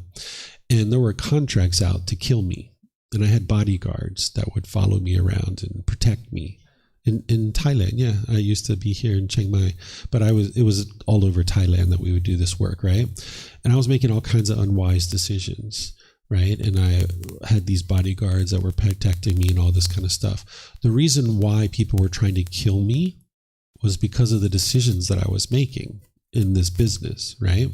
Well, eventually I closed that business and completely got away from that and started making different decisions. And now I don't need any bodyguards. I don't need any guns. I don't need any knives. In fact, our house, we leave the doors unlocked when we go to sleep and all day long. And even when we go on vacation and we go on holiday, we leave the doors unlocked because nobody's coming to hurt me because I'm not causing any harm in the world. But before, when I was causing harm, I needed those bodyguards. I needed those guns. I needed those things. But even that couldn't protect me, because I was still dealing with my own thoughts and my own, discontentedness and my own worry and stress and anxiety. But by the time I stopped making those unwise decisions and started training my mind, and I stopped making those unwise decisions and I stopped causing harm in the world, harm stopped coming to me. So now there's no harm that comes to me because I'm not causing any harm. But in the past, when I was causing harm came to me. So that's why, the word shield and knives and guns, that's why people need those things, because they're causing harm. But when you awake to the wisdom of the natural law of Game and you know with 100% certainty you're not causing any harm, you're not worried. That's why we leave our doors unlocked, because nobody in our home is causing harm to anybody. So there's nobody that's coming to harm us and hurt us, right? So it's your decisions that are leading to any particular result.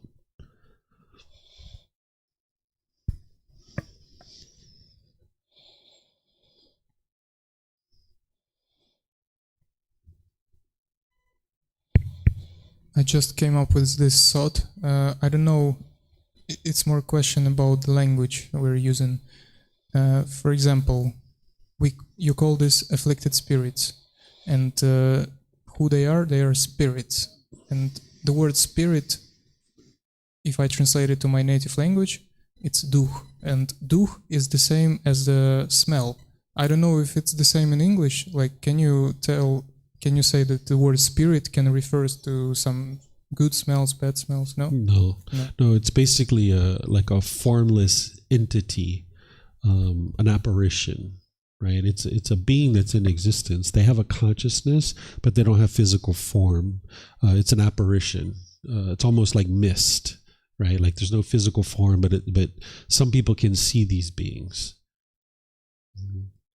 And they almost look like a mist, an apparition.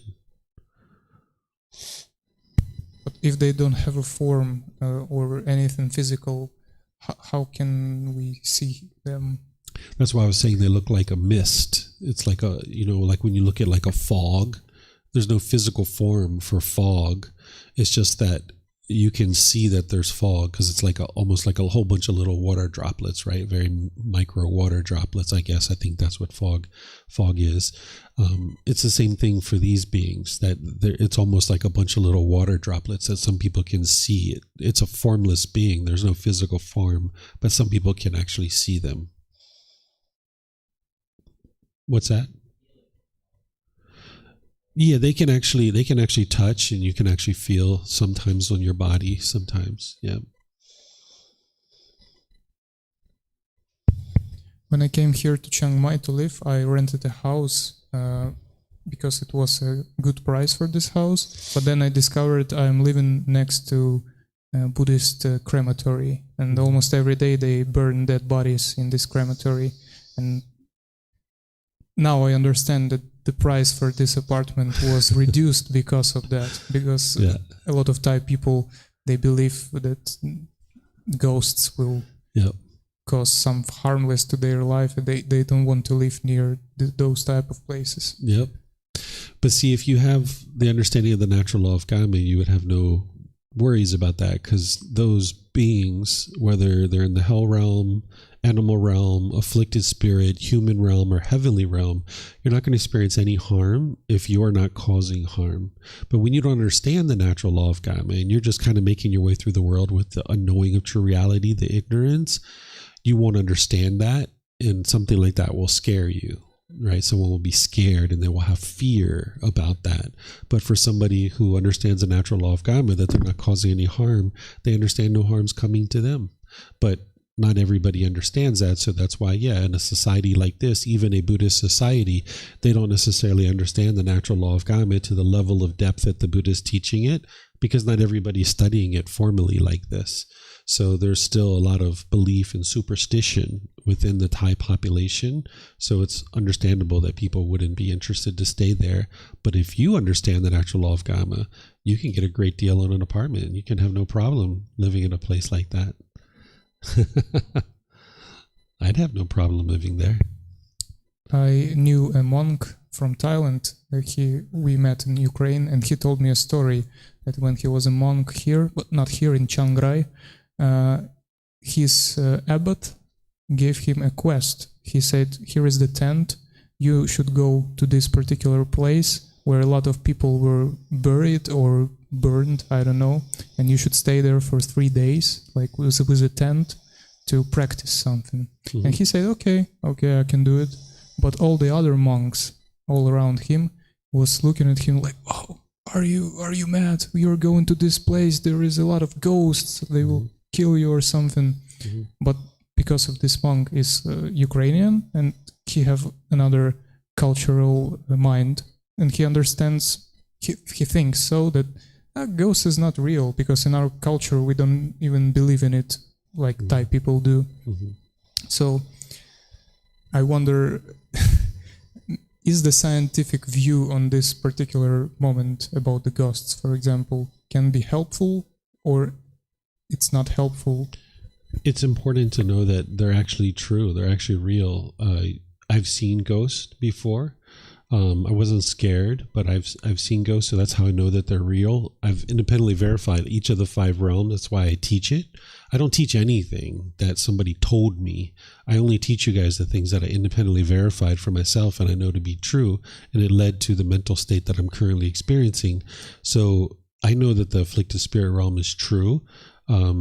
You would be wise to keep an open mind if you haven't seen ghosts before, to keep an open mind and realize that you might one day encounter a ghost. And when you do, your mind doesn't need to be shaken up by that. You can just understand that some beings have physical form and some beings don't. If every single being had physical form, that would be permanence. And we live in an impermanent world. So there's some beings that have physical form and there's some beings who don't. That's the universal truth of impermanence. So the thing that monk experienced is actually quite common in Thailand.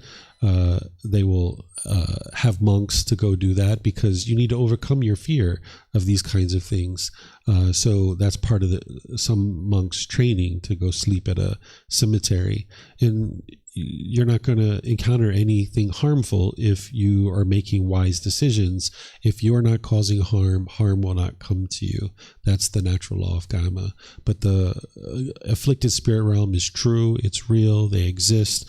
But you don't need to be scared of them. You don't need to be fearful of them, because they're not going to harm you, because you're not causing harm.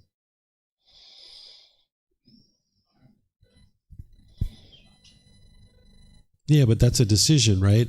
Like if you decide to go out at night to a bar and you're drinking and using drugs at the bar, and then the bar closes at 2 a.m. and everybody's standing outside in the parking lot and you get shot, that's decisions that you made that led to that. It's not that you deserve it. It's just that there was a sequence of events that led to that shooting. Right? It's always your decisions, because as you get closer and closer to enlightenment and you understand the natural law of karma, you know the last thing you're interested in doing is going to a bar. that's the last place you'd be interested to be, because everybody's there drinking, using drugs, partying. It's a meat market. No interest in being anywhere near that place, right? It would just be the most unwise place to be. And as someone who understands the natural law of karma, you would see that very clearly, and you would be nowhere near that place. So therefore, you're not going to get shot at 2 a.m. in the morning in the parking lot of a bar, because you're just not going to be there, because you're making different decisions. That's what the Buddha teaches about. The real true protection is your decisions and the wisdom that your mind has to be able to make those decisions. So we're getting into our wrapping up discussion. That's kind of like what we're doing now. We can keep going if you guys like. I just have this little bit of information, but if you guys would like to keep going with this talk, we can do that. But I just have this little bit of information to teach you guys. Yeah, you guys would like to learn this? Just one last question. You say that if you don't do any harm, for example, these afflicted spirits will not do any harm to you. Is it the same thing as with animals? For example, there is a dog outside, and if I do harm for this dog, it can bite me, for example. Is it the same things about any other realm, like a ghost? Can I actually do harm for this ghost who have no physical body? Yeah, so the only way you can harm is you can harm through like material possessions, harm physical body, harm reputation, things like this. So it's not really possible for you to harm an afflicted spirit. You could yell and holler at it, right? And those beings can hear what you say, and they could potentially get angry and try to cause harm. But if you understand right speech, you know that you're not going to do that. So they're not going to come at you and try to cause you any harm. You see a ghost, there's a ghost around. The best thing you can do is just treat it like a human being. Like, hello, sir. Hello, ma'am. Good morning. How are you? And maybe they just move on, right? Yeah, sawadee kap. Exactly. Are you hungry? Vlad would like to feed you. Today we studied the dependent origination, and if I remember right, the name and form comes before the 6 senses, right? Yes. But you just said that the afflicted spirit can hear me somehow. Does it mean that he have the sense to hear? Dependent origination is for living beings, of animals and humans. It's not describing for afflicted spirits, although they essentially are experiencing something very similar. They just don't have name and form.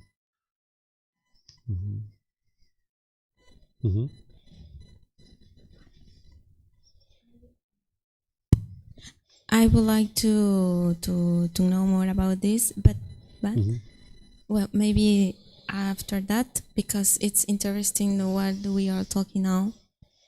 Because in my case, I don't know how, but I have a 6th sense super developed. I mean, I just know see ghosts, also people who will die. And these things happen to me a lot of times. Yeah. These are like special abilities. Even in the unenlightened state, some people can see other people's past lives. Some people can communicate with afflicted spirits, heavenly beings, hell beings. These are all potential things. You can have omniscience, where you know the future. These are all things that can happen even in the unenlightened state. And as the mind's waking up more and more, these things can become more profound, but you need to be sure you don't cling to them and try to hold on to them. And it's also important that you don't try to make money with them, because these things are impermanent. And if you base your career on making money around these things, let's just say you go 5, 10, 15 years of making money, but then those special abilities are gone, you won't be able to make any money any longer, and you haven't been able to build any skills in a career in any other aspect of your life. So if you're experiencing these kind of things, which is quite common, human beings can experience these things, just don't get attached to it, because it's going to be gone someday. And I would suggest you don't try to make money at it, because it's one day going to be gone, and you need to base your livelihood and a career in something tangible that you can be doing for the, towards the end of this life and sustain your life. Yeah, no. In fact, I never thought even to earn money about this. But the situation during my life, it's a little bit hard because these things happened to me since I was a kid. So when I was a kid, these kind of things happen, and after my mom was like scared at what she's doing, talking with someone that no one can see, and more things happening till when I was like maybe 11 years or 10 years, when I start to have more conscious what is happening in reality, and felt a lot of scare, and they try to protect me with things, and then but after, like in my 16s or 70s, was rust because I couldn't see a lot of things, and I just was scared till before I moved abroad to Barcelona. I was telling myself all the time, like, please, no more, no more, no more, no more, no more, no more, no more. And I don't know, in a few years it's not, but sometimes it's just that I could see someone in my brain, something happened that come a lot of thoughts. Yeah. The only reason why this was hard for you is because you lacked wisdom, right? Anytime there's anything that's uncomfortable or hard or difficult or a struggle, it's because of the lack of wisdom. That's what the Buddhist teachings are helping you to be able to see. So now with more wisdom, if these things are occurring or when they're occurring, you'll just understand that it's normal, and you don't have to crave it to be different, because when you start having these experiences, if you don't understand what's going on and the people around you don't understand what's going on, you'll describe it as being hard and difficult or uncomfortable. But once you understand that it's very normal, you understand how to deal with these kinds of situations, it's not hard any longer. It's just like the wind blows, right? It's just a normal thing that's occurring. So as you gain more wisdom to understand that these things are normal, and you just treat it like a human being and it's no big deal, you can even ignore it. Just like you're at a restaurant and 2 tables over, someone could be talking really loud and you just ignore it.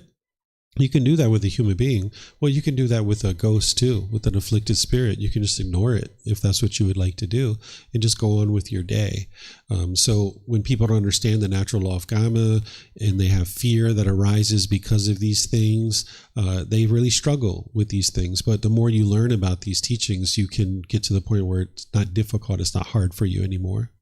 But in that way to the enlightenment, for example, because it happened to me several times when I saw parents or friends or daughters or sisters and brothers of my friends who I saw when they died. And in that moment for me was like, I should tell them what is going on. It's important not to do that. Yeah, because... Yeah, but me, it's like, I can sleep, I can... Yeah, if telling other people what their future is not wise, especially if they're not asking you about it. I've been in some situations where people have asked me about certain things, or if I knew something, I would ask them, would you be interested to know this type of information if somebody knew it? And then they're either going to say yes or no, right? So we can talk about this another time. I think we should get to this just to finish up. This will only take me like 5 minutes, maybe 10 minutes to share it with you. But we're talking on Wednesday. We're going to have you scheduled a private discussion. We can talk about this kind of thing and anything else you'd like to talk about. But I can help you understand how to deal with this kind of stuff. Okay? All right. So now, integrating the teachings into your day-to-day life. What you would like to do is attend weekly classes, either in person or online, and then attend in-depth learning opportunities like this on an as-needed basis, right? Because you're going to need to trickle the teachings into your mind. You're not going to be able to just learn it once and then master it. So you're going to need to trickle the teachings in through some ongoing classes. Then I suggest that people start with the first book, Developing a Life Practice, The Path That Leads to Enlightenment, Volume 1. Just reading 10, 15, 20 minutes a day. If you sit down and you read an hour or 2 or 3, this is like taking in a big bite of pizza and trying to chew it, right? Because you're going to need to not just read for completion. You're not just trying to complete the book. You're trying to independently verify what I'm sharing in these books is true or if it's false, right? So when you're learning and you're reading, just do 10, 15, 20 minutes a day, and then independently independently verify that. And what you're going to find is if you're reading in this way, you'll have had something happen 3 or 4 or 5 days ago, and you'll be reading and you're going to be like, oh my goodness, this would have been such a better way to handle that situation. Or you're going to be reading, and now 3, 4, 5 days from now, you're going to have that very situation that I was teaching about in the book. And now you'll have the wisdom of how to deal with that, and it'll go better for you. So you'd like to trickle the teachings in with some reading too.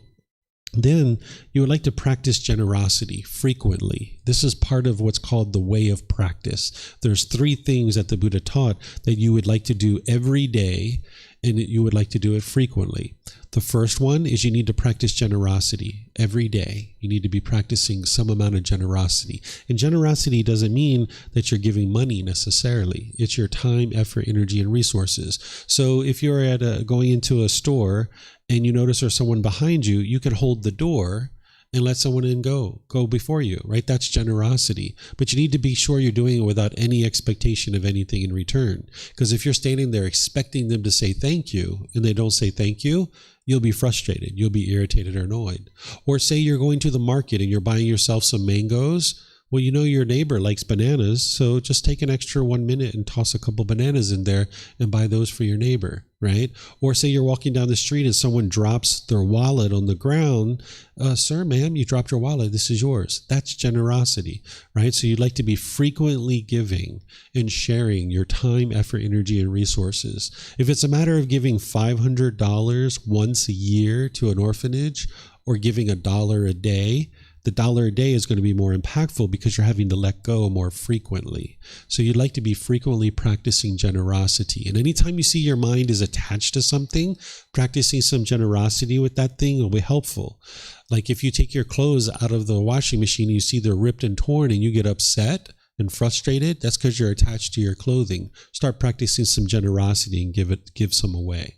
So you're going to need to regularly be practicing generosity. Then you're going to need to improve your moral conduct. The Buddha talks about doing this daily working on your moral conduct to improve your moral conduct, right speech, right action, and right livelihood. Because as long as you're out in the world with wrong speech, wrong action, and wrong livelihood, you're producing unwholesome karma, and it's all going to come back to you. You can't escape it. It's like an oil pipe has bursted and it's spewing oil all over the world. Shut down the oil pipe so you're not continuing to spew this all over the world. So it's the same thing with your moral conduct, that you're not interested in continuing to spew that all over the world and causing harm, because it's all going to come back to you. So the sooner you work on your moral conduct and start improving that slowly but surely, you'll shut down your unwholesome karma production. So the Buddha teaches you to be focused on that daily. And then the same thing with meditation. He teaches you to do this daily. Once again, frequency is more important than the amount. So if it's a matter of one meditation for 30 minutes or 2 for 15, the 2 for 15 is going to be more impactful for you than the 1 for 30 minutes. So frequency is more important. And then just gradually expand that 15 minutes to make it to the point where you can get it to 30 minutes per session. So you'd like to be doing generosity, improving your moral conduct, and practicing meditation on a daily basis. That's going to help you to build up your mind and build up your practice and building up your wisdom through attending classes and reading the book. And then seeking guidance from a teacher as needed. Because it's one thing learning in a class, but it's a whole other thing relating it to your specific challenges each day.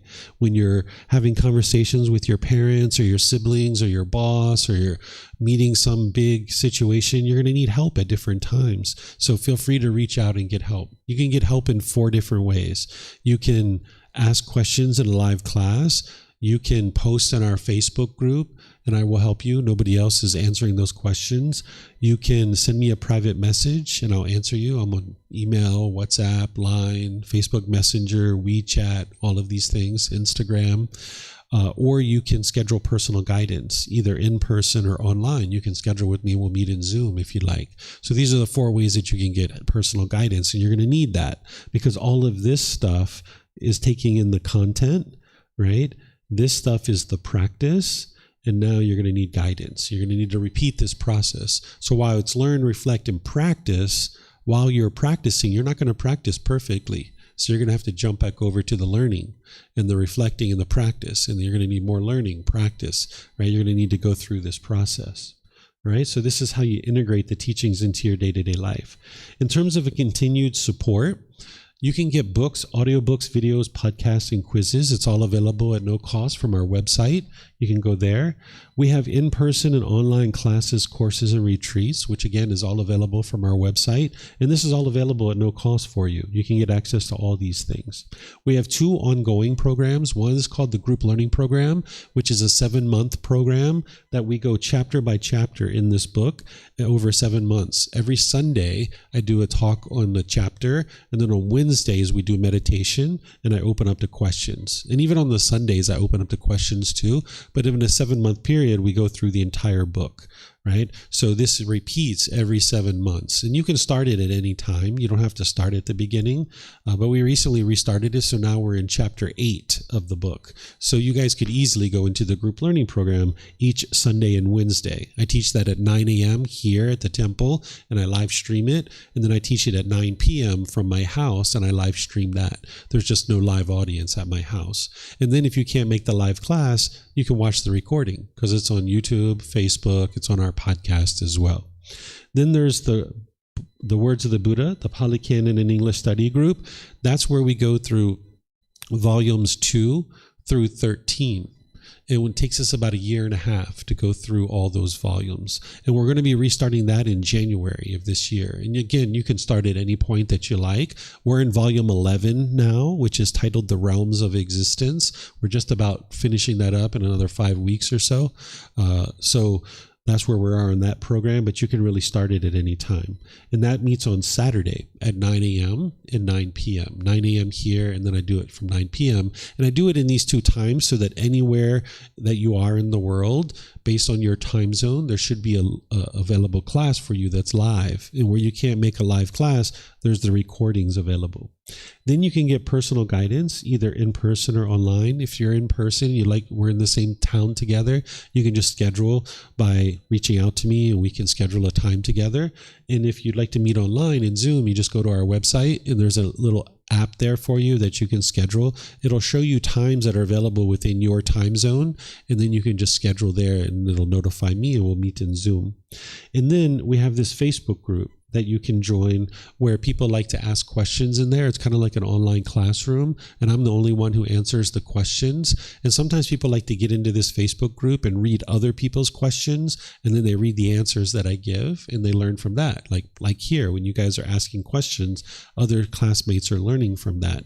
So if you'd like to get into the Facebook group for that as well, you can do it that way. So again, there's 4 ways to learn and get help.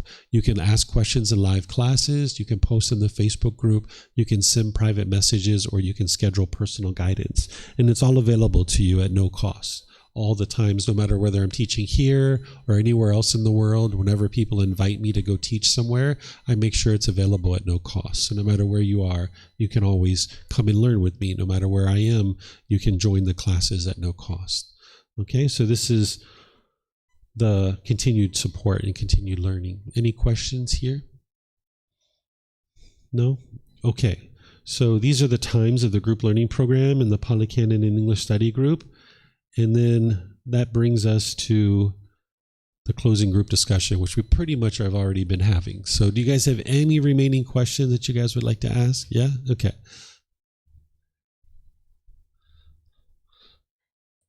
It's about miracles, because I've seen some people who are suddenly healed from a disease. Mm-hmm. Why does this happen? I don't think of that as a miracle. Oftentimes people like to think of it as a miracle, but there's a cause and effect there, right? That there's something that's happened as a cause and effect relationship, and this being has gotten some kind of healing. You know, there's been medicine, there's been decisions that were made to be able to lead to this. If we think that there's miracles for healing, and let's just say people associate that with God, well, if this person is healed through a miracle and this person is not, then people think God is not practicing to be treating everyone fairly. And if you think about God, if you have a relationship or knowledge of this being is enlightened, right? And an enlightened being is going to treat everybody equally. So this being isn't going to produce some miracle for one person, but not do it for somebody else in terms of a healing like this. So there's been a cause and effect, but people oftentimes associate it in their mind as, oh, this was a miracle, when in reality there was some cause and effect, and maybe they're just not understanding what that is, so they just automatically attribute it to a miracle. Mm-hmm.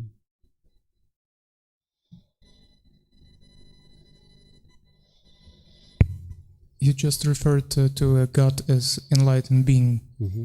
What exactly do you mean? You refer to God as like the gods, the heavenly realm, or you mean like the Christian God, or what do you mean?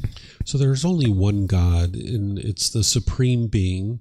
This is an all-knowing, all-powerful being that exists in the world. It has an extensive lifetime, from the beginning of time to the end of time. It's all-knowing, all-knowledgeable, all-powerful. But this being isn't controlling us. It's not a being that you need to fear. It's not a being that you need to worship. This being is the creator, and a being that understands these natural laws, because it's the being that created these natural laws. The Buddha referred to this being as the great Brahma, and this is the God. And now someone might refer to this being as God. Somebody might refer to this being as Allah. Somebody might refer to this being in other ways, but the Buddha referred to it as the great Brahma, but it's the supreme being, the all-knowing, all-powerful being.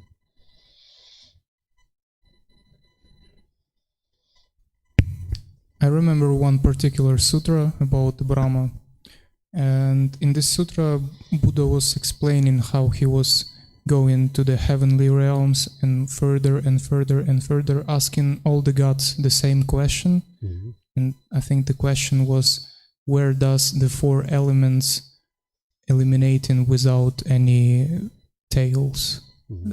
something like that.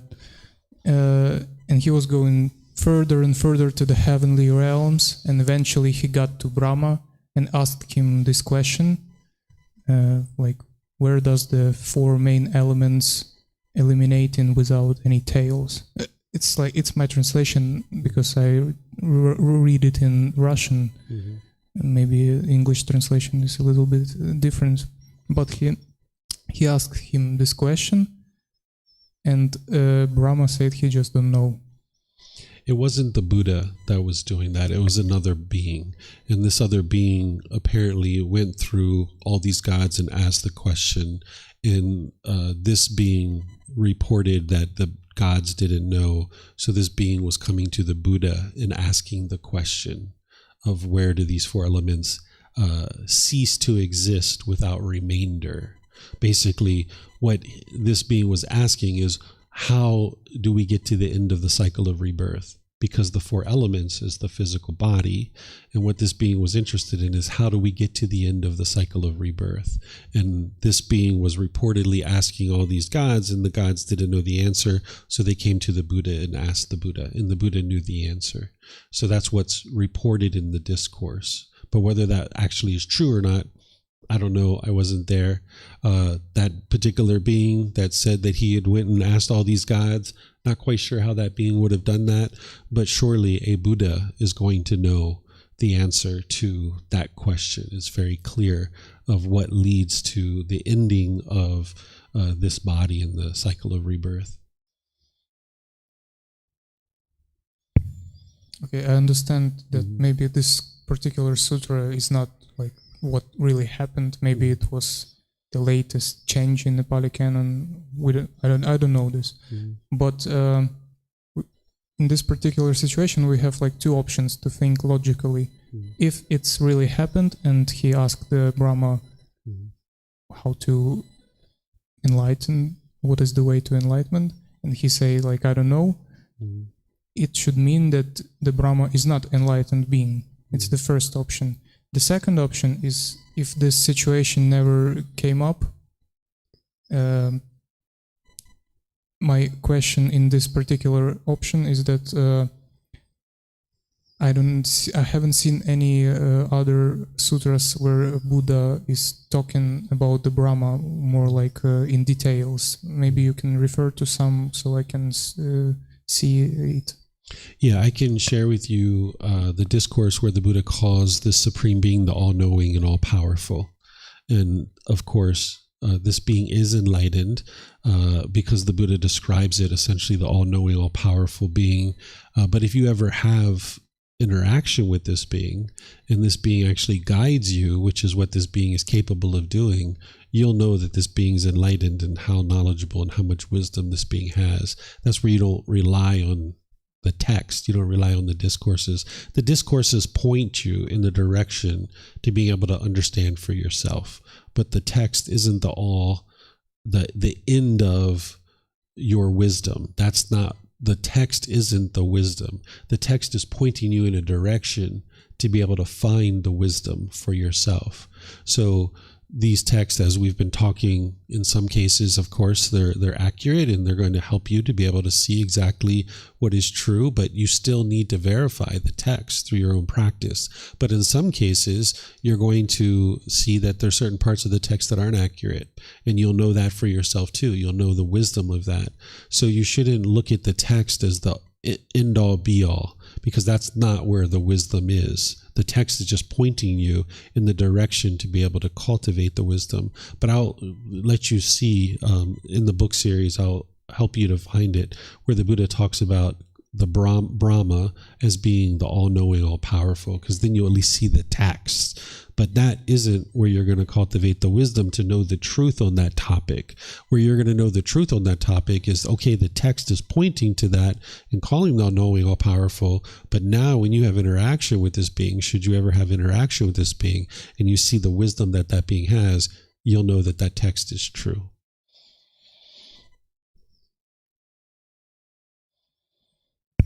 Is there a particular way to interact with this being?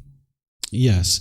If you look in Volume 1, Chapter 18, I explain this being God, and I teach how to either get to enlightenment with a relationship with this being, or get to enlightenment without a relationship with this being.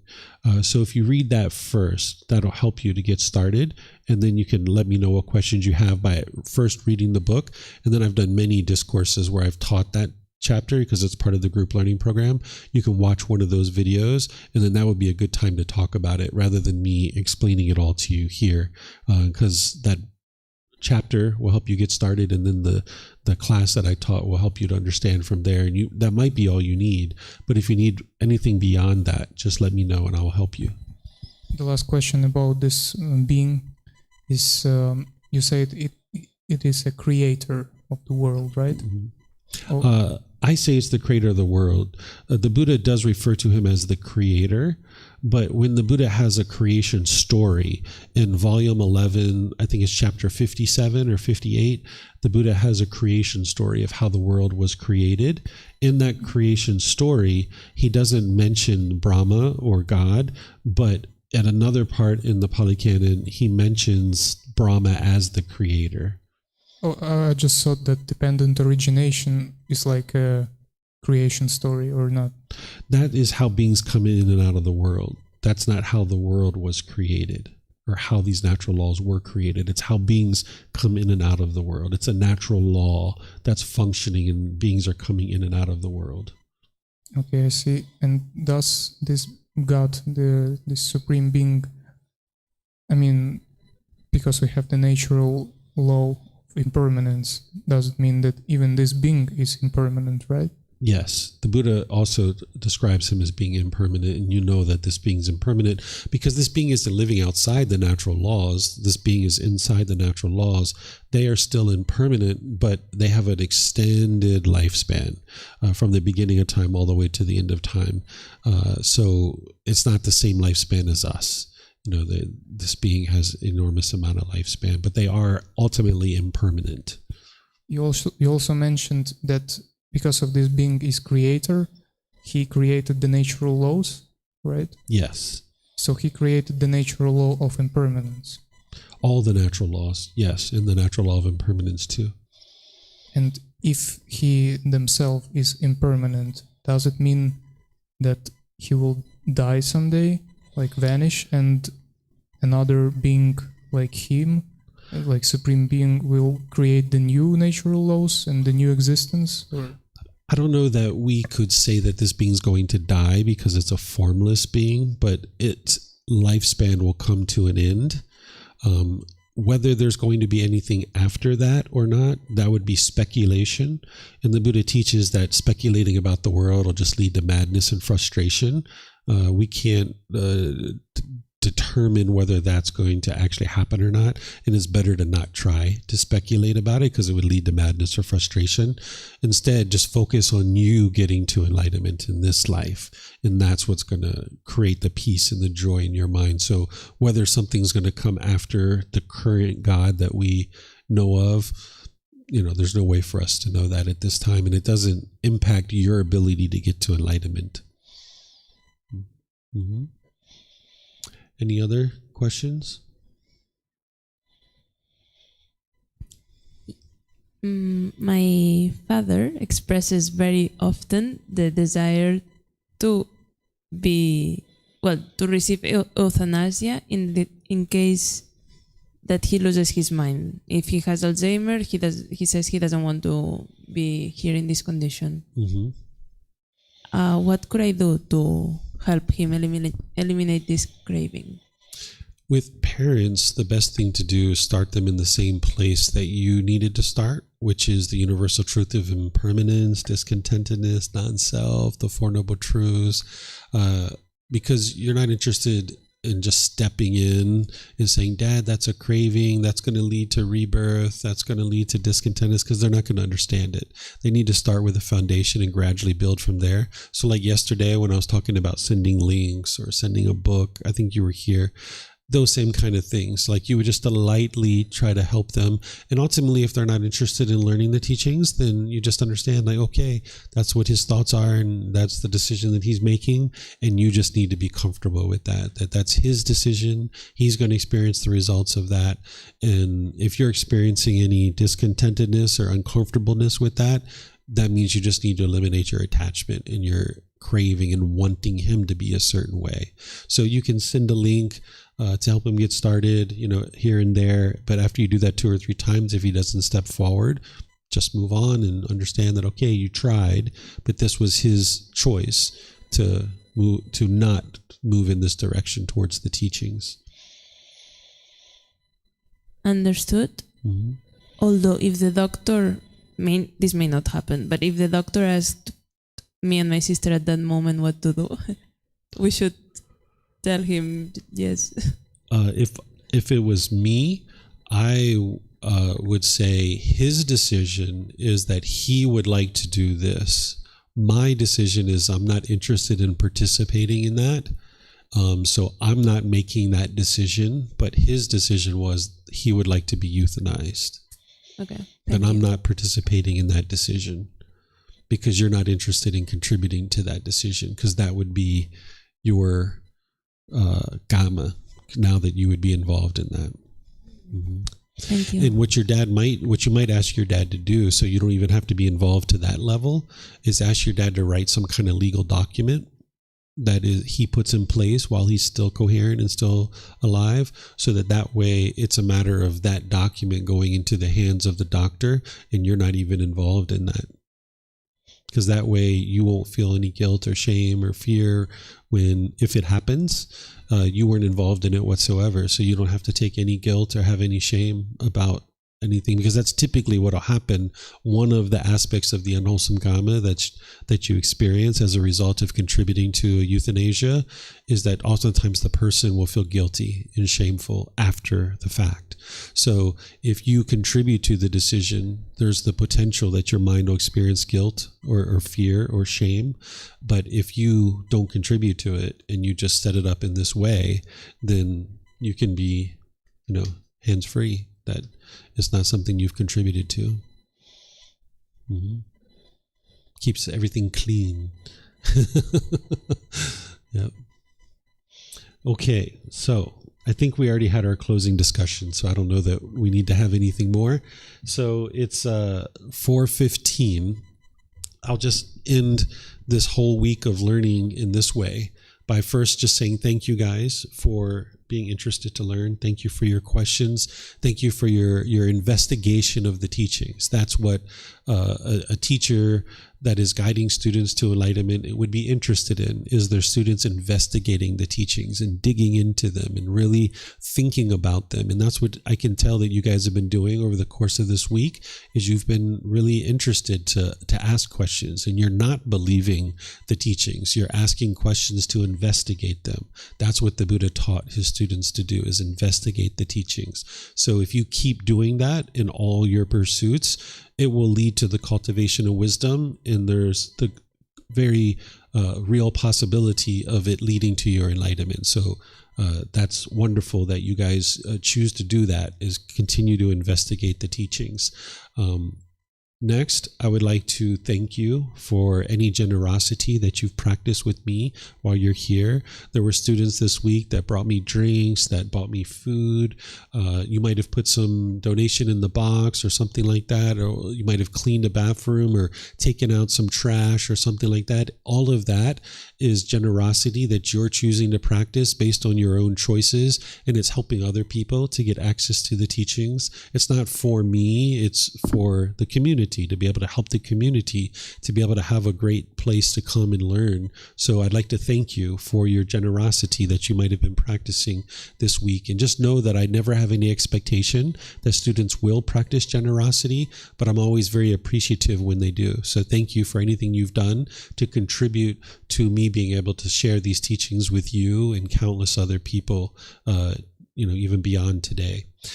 Third, if you guys would be interested in helping to make sure our classroom is a little bit tidy for the next group that comes in, that would be wonderful. It's not something I expect you to do or require you to do, but if you would like to just kind of do some sweeping or vacuuming or cleaning of bathrooms or anything like that, that would be really nice, because then the next group that comes in, whether it's tonight for our movie night or whether it's the weekend for classes and next week and stuff like this, it'll make it nice, because we've all been here all week, and that might be something you would like to do. The way that I think about a temple is it doesn't belong to anybody, but yet it belongs to everybody. A temple is like the womb of a woman. It's like the very best place for a being to learn and grow and develop and become a better and better being. That's what a womb of a woman is it's the best place to grow into a human being. So a temple is like the womb of a woman, that this womb is created by all of us by giving and sharing and creating this womb,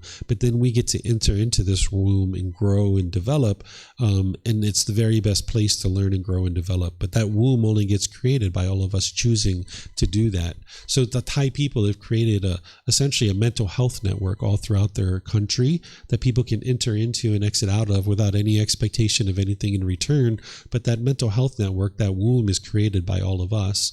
So by us contributing to maintain this classroom, it helps to make sure people have access to it. And the Thai people have entrusted us with this particular classroom, and I like to help them to be able to see they made a very wise decision by us choosing to take care of it and nurturing it and making sure that it's available not only while we're here throughout the many years that I'll be teaching here, but also for many years after us as well. So if you guys would like to contribute to that, that would be wonderful.